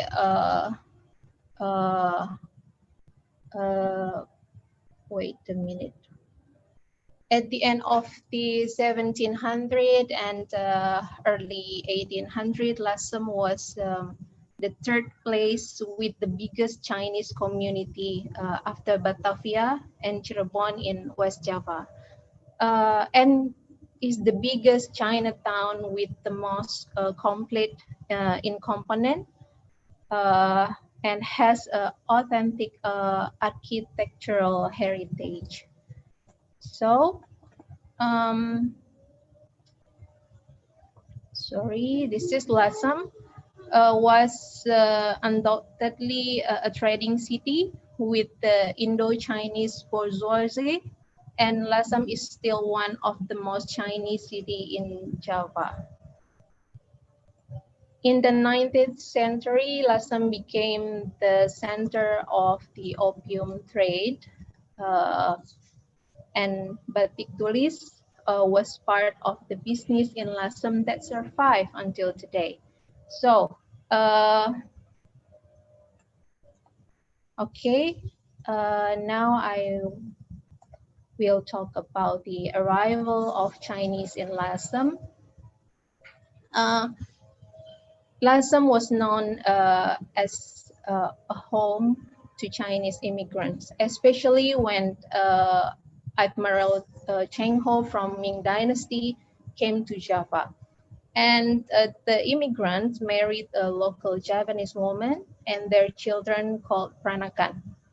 They absorbed and integrated with the locals. This caused the strong influence of Chinese culture into Javanese culture and vice versa.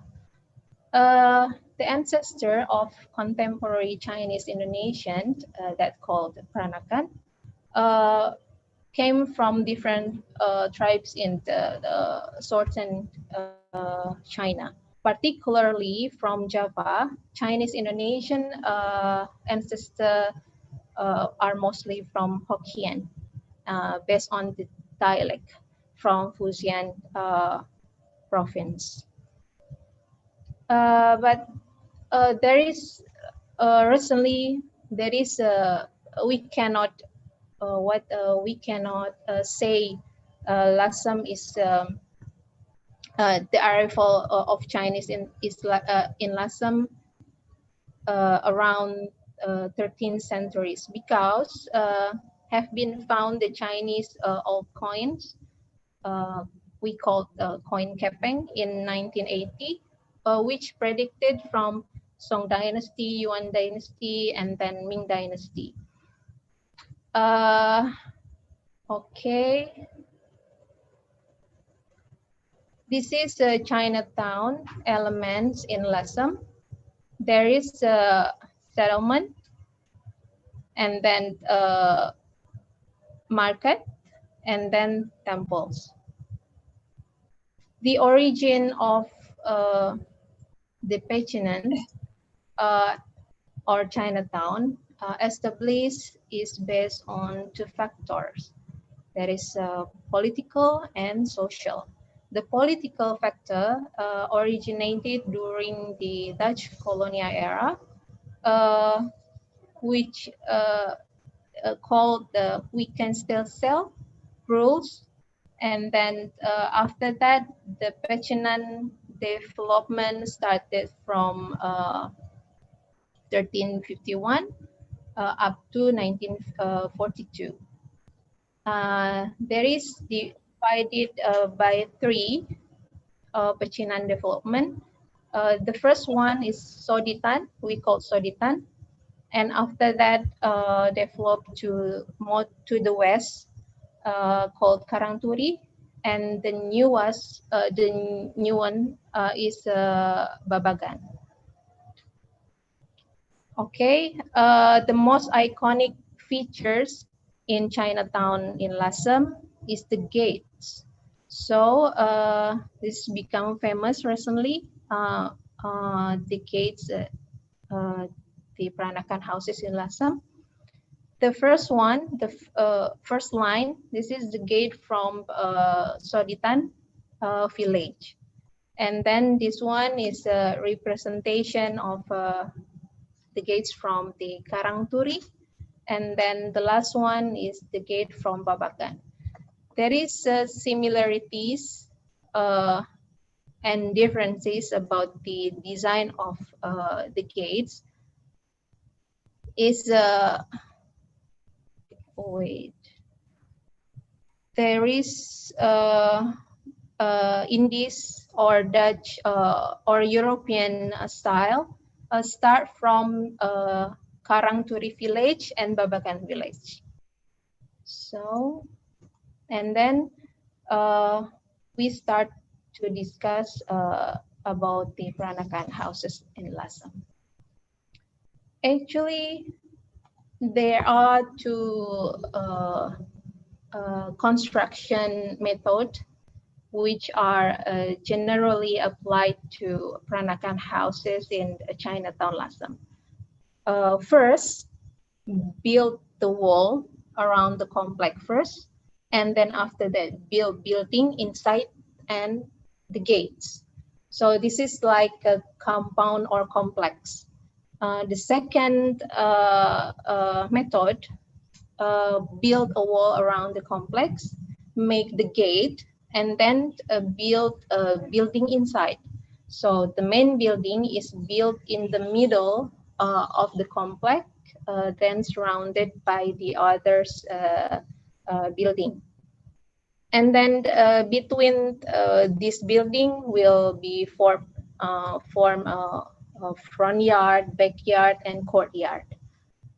Okay, the main Peranakan, the Peranakan houses main building in Lasem has similarity with the traditional Javanese houses. We can see from the roof type, in the left side, there is a typical Chinese house. And then in the middle, we can see a Javanese house roof, typical, traditional Javanese house. And then the right side, we can see Lasem Chinese house. So this a combine of the Chinese house and the Javanese house. Okay, based on the roof type of Javanese house and then a Chinese house, this is the zoning of the main building, not the complex. So the left one is the Chinese house, and then the right one is the Javanese house. So there is a similarity, of the arrangement or the the zoning of the houses. Like we can see in the front terrace, same with the Javanese style, we call palatar ngarep. And then after that, there is a bedroom in each side of the house, the left and the right. Same with the Javanese style. And then in the rear, in the back side, there is a rear terrace. In Javanese also, we have a a rear terrace called podopuran. Overall, the zoning for the complex of the Peranakan houses in Lasem divided by 3 parts: front, middle, and rear. For front, we usually see the gates and then the front yard. After that, middle is the main building. And we may find the variation of the rear zone. We usually find the courtyard and the kitchen in the rear zoning. And after that, if this family or this Peranakan houses family have like a business, family business like a batik, they will build or available batik workshop in the rear zone. Okay, this is the plan. The left one is Javanese style for traditional house, and then the right one typical design for the complex of the Peranakan house in Lasem. Okay. I showed previously the zoning of the house. This one is more visual of the typical of Peranakan house in Lasem. there is a entrance house gate, and then usually Peranakan houses, Lasem has a side house, and then main house, and after that rear house. Okay.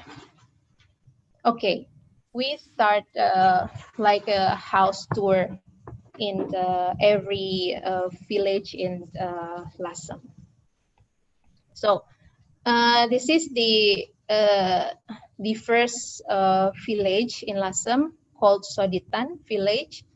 Here is Lawang Ombo. We call this house is Lawang Ombo because the gate is bigger than other houses gates in Pecinan. In this Chinatown. So this house is famous in Lasem. Previously, I talked about the Lasem was become opium trade in the colonial era, and this house is one of the have a contribution in the opium trade.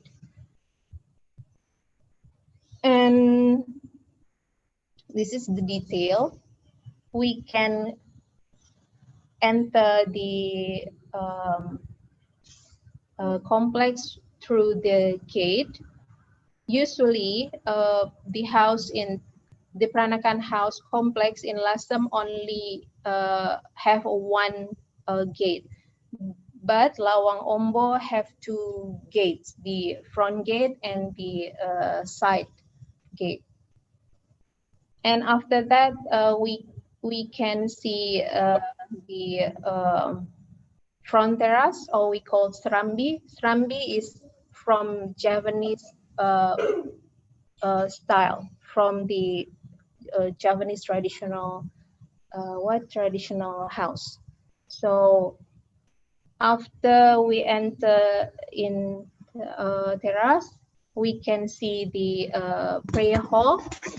There is an altar, and then we go to inside the house. We can see courtyard, and then the building in the rear zone.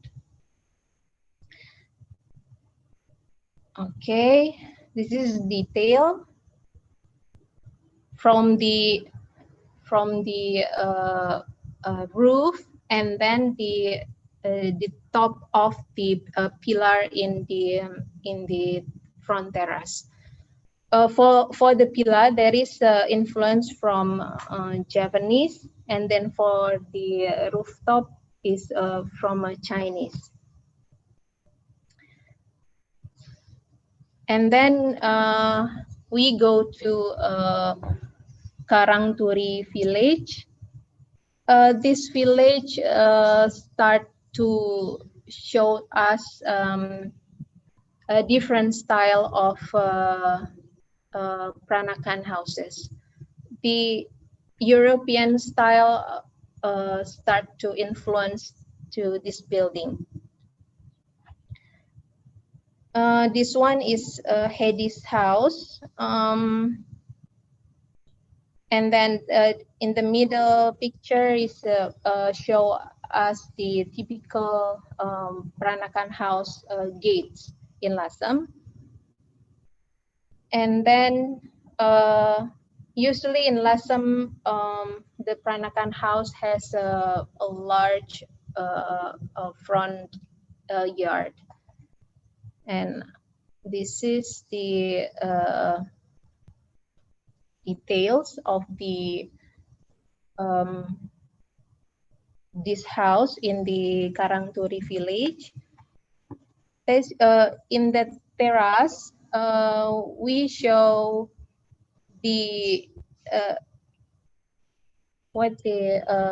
European style of the pillar, like the column, and then the capital of the column, we can see like a Doric style.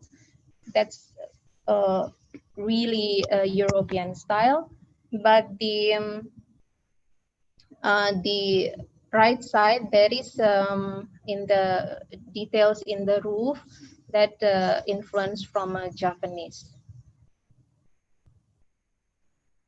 Okay, this is also the influence from the European style, the arch in the gateway. So,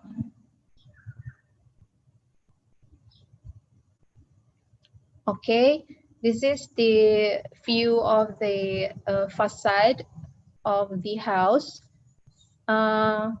We can find not much, but we can find the style of the the houses in the Karangturi village and then in the Babagan village. You can see the similarity of the designed Peranakan house in Lasem and the European style. In the roof, we can find like a pediment, and then after that, in the column, we can see the similarities, and then the also have a symmetrical design. Okay, and then this is inside the house. Sorry for the picture is dark because I took a picture at night. Again, the typical Chinese house or Peranakan house in Lasem still have, we can see the altar in the prayer hall.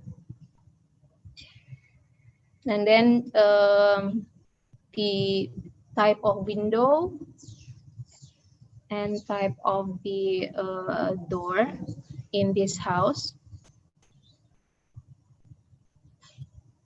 And we move to another Peranakan house, still in the same village, but with the modest style, more simple. And I think through the interview,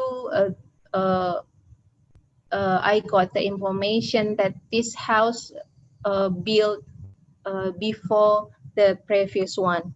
So this house don't have any influence from the European, only Chinese and then Japanese.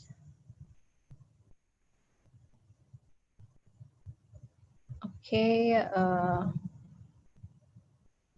the left side we can, the right side we can see the owner. He almost 55 years old this year. So, and okay, we go to another village, Babagan. Babagan is the newest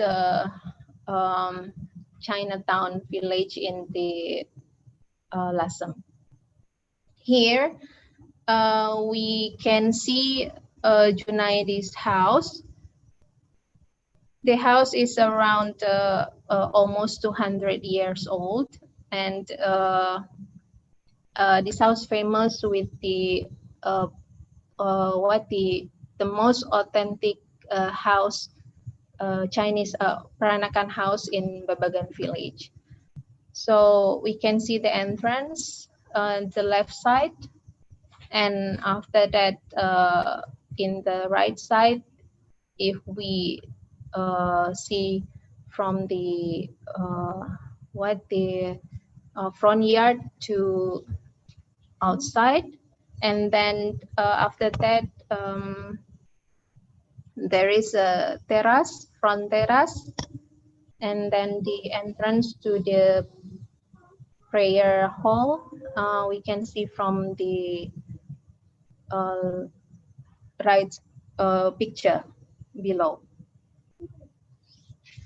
So the spatial, what the characteristic of the gate is a really Chinese influence from the shape of the roof, and also this one here, the interior of the house, there is a prayer hall and altar. He still pray in the particular event for his ancestor. And in the right picture above, there is this is a bit different with other Peranakan houses in Lasem, because the courtyard, they cover the courtyard, not open courtyard. So this is the rear zone, and below there is a kitchen inside the house, and then usually we can find the kitchen outside the house behind the courtyard, but in this house we can see the kitchen in the inside the house. And usually kitchen also, the Peranakan house in Lasem, we can find two kitchen, inside and outside, like in modern style, it's like a pantry and the large kitchen in outside the house. Okay, this is the detail of this house.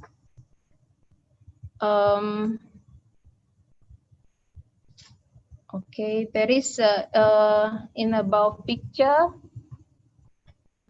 we can see the structure of the roof, the terrace roof. That's very similar with Chinese style. And okay, we move to another. Okay. I already show you the typical house in 3 different Chinatown village in Lasem. So there is actually Lasem is beautiful. Beautiful, it's mean not the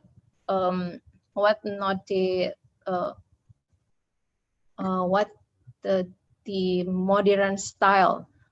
But the beautiful is the authentic one, and then Lasem is rich of the culture story, and then the history also rich, layering story. There is the issue in Chinatown in Lasem, and very critical issue. There is abandoned house, a lot of abandoned house like this. This house is very beautiful. From the interview, this house is belongs to like the Kapitan in Lasem. So if we enter the complex, very huge. Very huge complex, and the entrance, the gate, is different with the other houses. The entrance or the gate is just like a part of one building. Okay, and then the details and details of the roof or the construction, and then the element aesthetic, the Chinese calligraphy. This is very authentic but abandoned.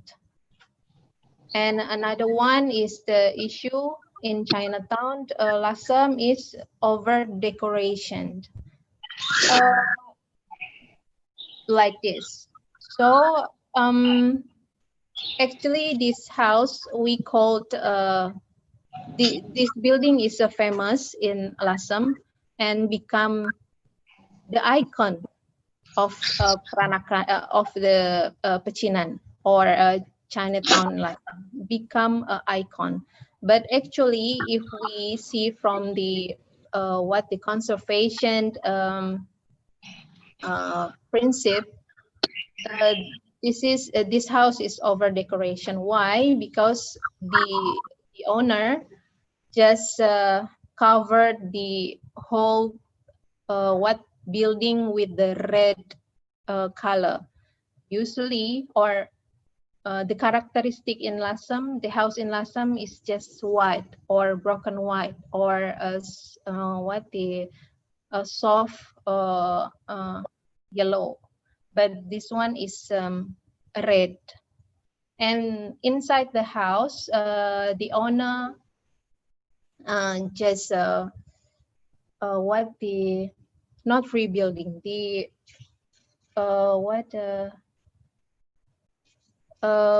make this house as guest house. So the interior is a lot of decorative purposes. And after that, there another issue is I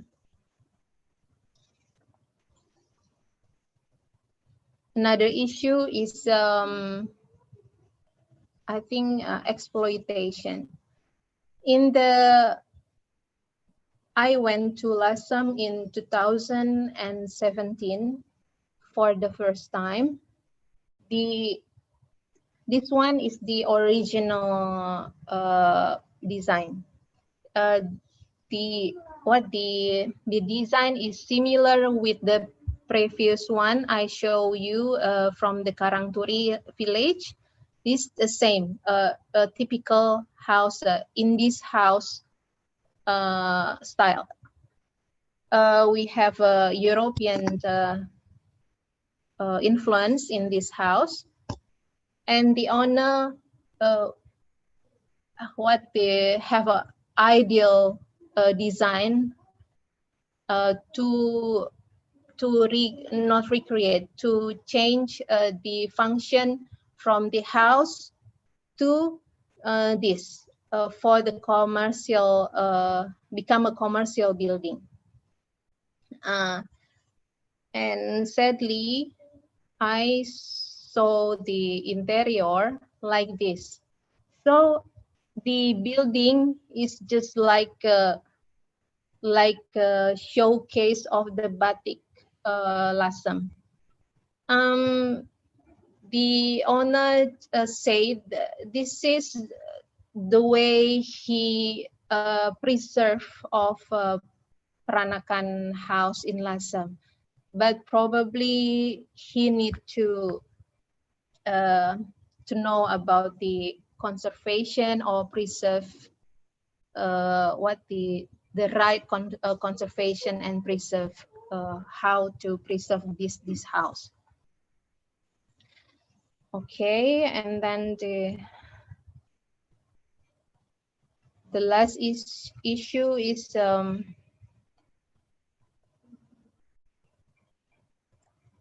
sorry. The last issue is like some of them is like a demolish the complex, whole complex or part of the complex. They need to take out the gate, because from the interview also I know about the gate, and then the roof is very expensive if sell to others. in the left side, there is we can see the original design of the Peranakan house, and the 2019, early 2019, I went there around June, if I'm not mistaken. Yeah, around June. The house is just gone. The gateway is gone, and then the detail, even the main building is gone. And then around December 2019, the new owner just rebuilt the house with different style. This kind of the issue in Chinatown Lasem will cause the we cannot find the original identity, and we lost the identity of Peranakan house in Lasem. So the history just like disappear because they changed the style of the house. Okay, the simple summary is the cultural acculturation was seen in the Peranakan house in Lasem, namely China and Java. And the fusion of Chinese culture not only involved local Japanese culture, but also European style. Peranakan houses in Lasem divided by two categories, namely native, mixed with native Chinese influences, and the influence from the Dutch colonial style, that European style. The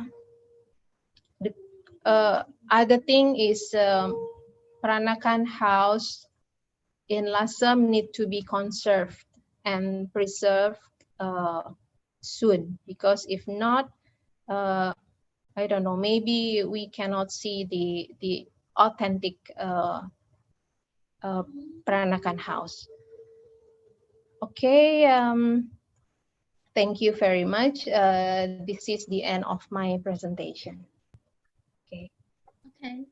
Thank you, Tessa, for your interesting lecture. So we move to the Q&A session. Oh, pardon. Sorry.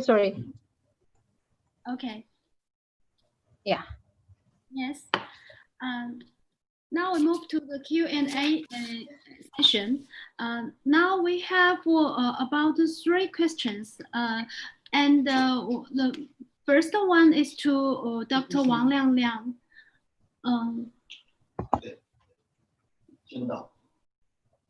Can you hear me?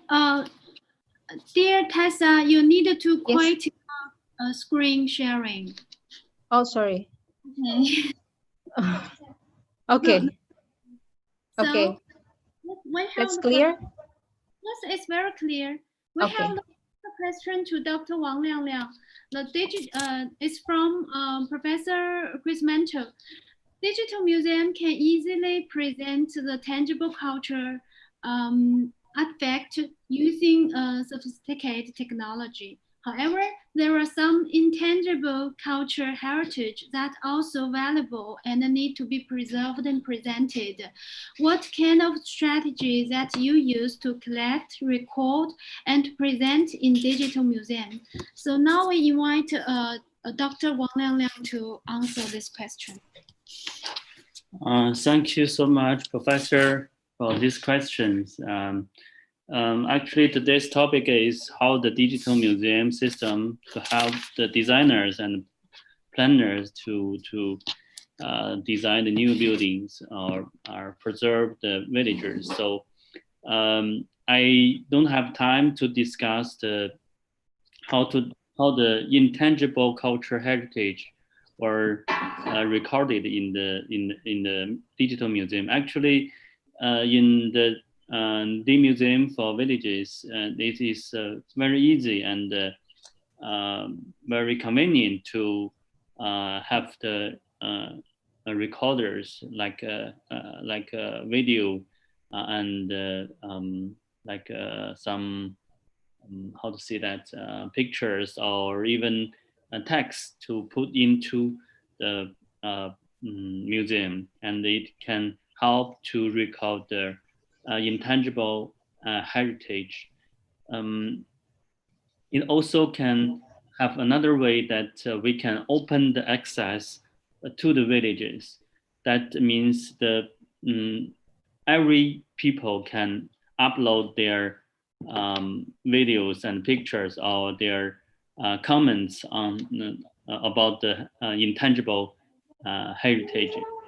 That means it is an open system, so it can have a lot of information about the intangible heritages.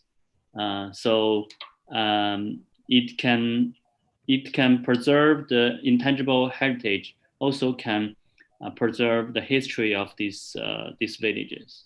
Thank you. I hope I can answer your questions. Many thanks to Dr. Wang Liangliang's answer.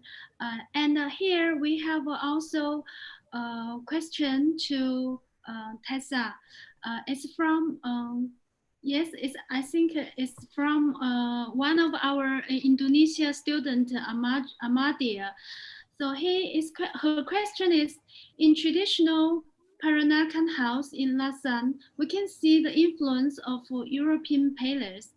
Then were those pillars built in the same time with the building, or it was added later?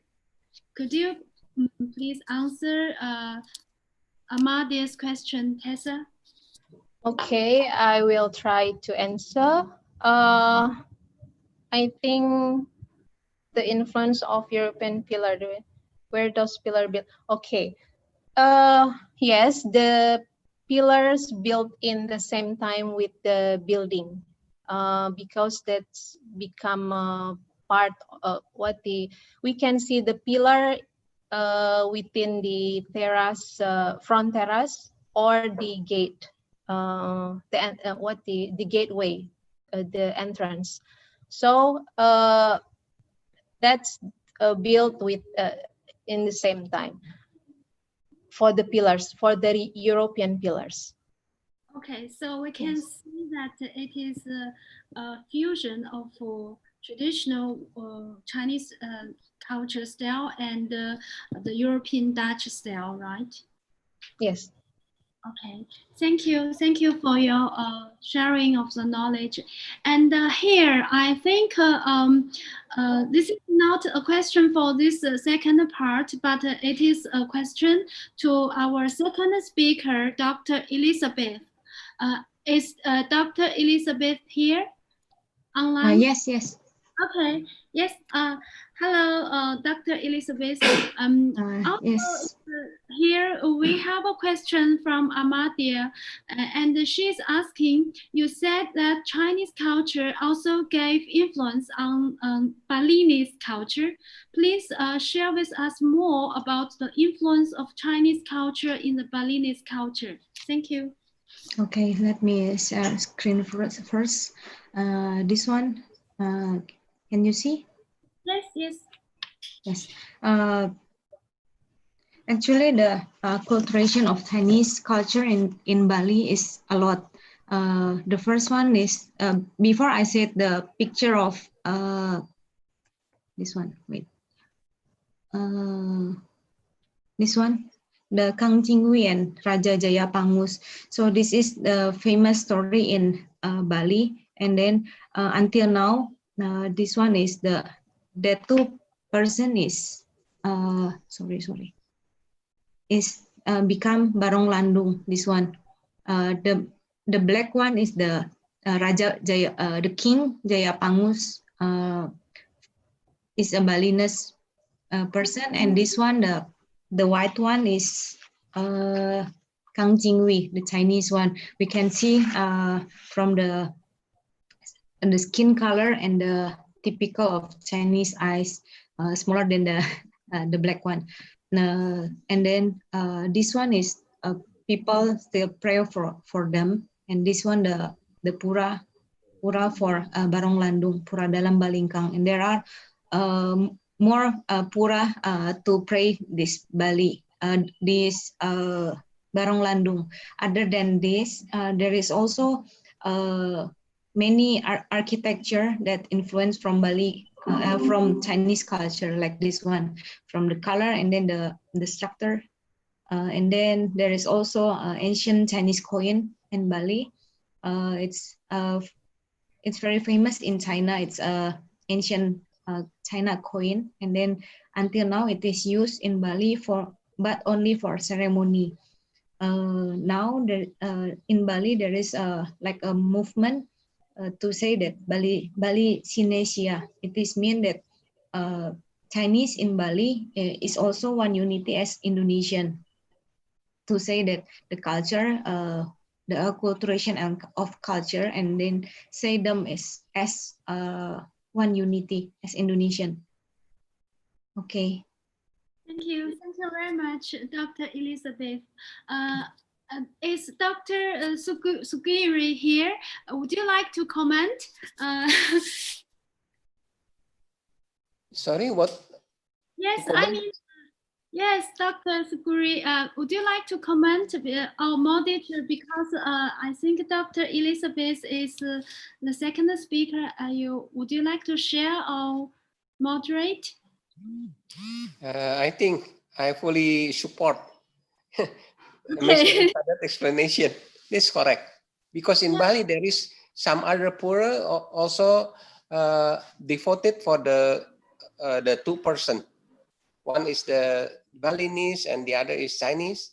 This is not only in one place in the Denpasar, I think, but there is also in other several places. But I don't remember by heart about the city with that pura. It is correct.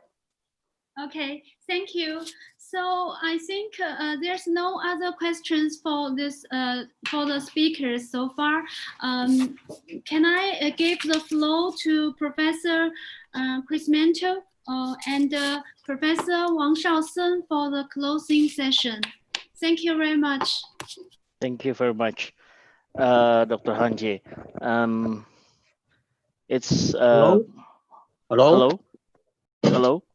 Yes, this is from Hong Kong. My name is Joseph Chen, Wah. Oh, yes. Yes, actually, I was invited by Dr. Sugiri to participate this seminar. I'm now representing the Hong Kong Society for the Indonesian Studies. I'm from Hong Kong. Oh. So I just say I two think things. we have met before in Xiamen, I think. Yes. Actually, I went there. We've been Dr. Xuzhen.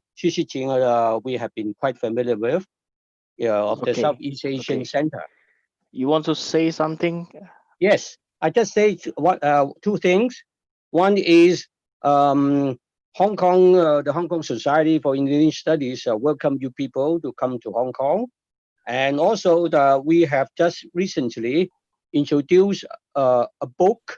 The book is there is a translation, a very big book. Is a translation about the role of the Chinese Indonesian in the building of the Indonesian nation. It is Indonesian name is Tonghua Dalam Indonesian. Yes. This is a very big book. It's about the role and contribution of the Chinese Indonesians in the building of the nations. And one of the chapter, we have 3 big volumes. One volume, there is some chapter about the architecture or the Chinese Indonesian architect of Indonesia. And there is also one was mentioned, that is the architect who participate in the design of the President House of President Sukarno. Yes. So there actually, I just try to say that the big book could be a very good reference for the Indonesian and also for the Chinese scholars, because we have translated the big book. The original is Indonesian. Chonghua Oh. Talam Indonesian is a big book. It's 1,500 pages, all about the cultural exchange between the Indonesian and Chinese. Most of them are the contribution of the Chinese Indonesian or the Peranakan or that kind of stuff. And that's the book I want to introduce to you. And Thank you very much. That's all. Yes. Okay. Thank you very much, Professor. Okay.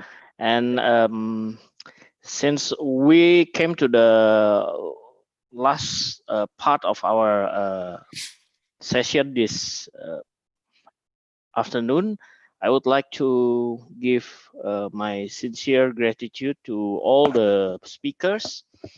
Thank you very much for sharing your ideas and sharing your research. And I would like to, yes, Dr. Sugiri, I got your point. We have the book already, and in our university library, we also have the book in Indonesia, in Bahasa. Okay, I would like to give the opportunity for the Dean of Faculty of Arts and Design, Mrs. Irena, to give the closing remarks. Good afternoon, all. I would like to say thank you to Professor Wang Shaosen for your support. So this 2 days event can be successful. Also to all the speakers and all the organizers, and also to all the participant and audience who are willing to join us today. We hope that I myself have feel that this conference give me a lot of insight in our both cultures, yeah. So we can know each other well, we can know each other more, and hopefully, Professor Wang, we can have more collaboration like this, where we can exchange knowledge and also our research through this Zoom meetings. Yeah, now it's more easier to do. So I think that is for me. Thank you all very much for all. And you can also see the records of the conference in our YouTube channel. So that's it. Thank you very much. Okay, thank you very much, Mrs. Irena. And I would like also to give an opportunity for the closing remarks to the Dean of School of Architecture and Civil Engineering, Xiamen University. Okay. Okay, thank you all and good morning. Yes, this time, the seminar, I think, in my opinion, I think it's very successful because the contents of the seminar include a very, very rich contents from the culture, history, technology, traditional technology, and the VDC, VR, the modern technology, and also design and the construction, the rural construction, and especially the culture exchange and influence is very rich. I learned a lot from the presentation. The many people can contribute to this. So I think I must to thank all of you, the hosting and the contribute or make the presentation.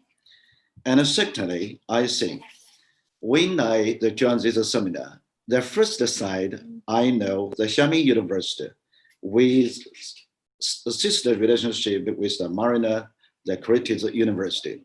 So this is very, very special. And Xiamen with a special relationship with Indonesia, the Bandung. When I was a child, I know the Bandung, the conference. And the spirit of this remarkable conference is the solidarity, the friendship, and the cooperation. This spirit of the conference still can be used, can be approached in now to university. So I hope in the future, our two universities, especially the School of Fine Art and Design, the School of Architecture and Civil Engineering, and also, by the way, I'm architect and also the member of fine art. So very interesting. We can exchange the different idea and the collaboration and exchange the students and staff is good. Yes, we have a lot of the space in the future to cooperation. And third, the achievement of the seminar is very good. I think this is only the start. In the future, we can move on and strengthen the relationship and to promote a lot of the field, such as the history, research, the design research, the culture exchange, and the exchange of students and others. So at the final, I must say thank you all to who has contributed to the seminar. Thank you. I hope in the future you can visit Xiamen again. Okay. Okay. So, Yes, thank you very much, Professor Wang. And this is a great opportunity for us also to learn from the School of Architecture and Civil Engineering in Xiamen University. And we hope to have another collaborative programs in the future. And thank you very much. And to all participants, thank you very much for attending this 2 days seminar. And we will try to collect the handouts of the presentation, and then we will try our best to give you the copy of the handouts through your email. okay. And thank you very much, and good afternoon. Goodbye. Yeah, and especially I must thank the Professor Irina and Professor Chu. Okay. Okay, thank you very much, Professor Wang. Goodbye, everyone. Good afternoon. Thank you from Bali. Thank you all. Bye. Oh, continue. Bye.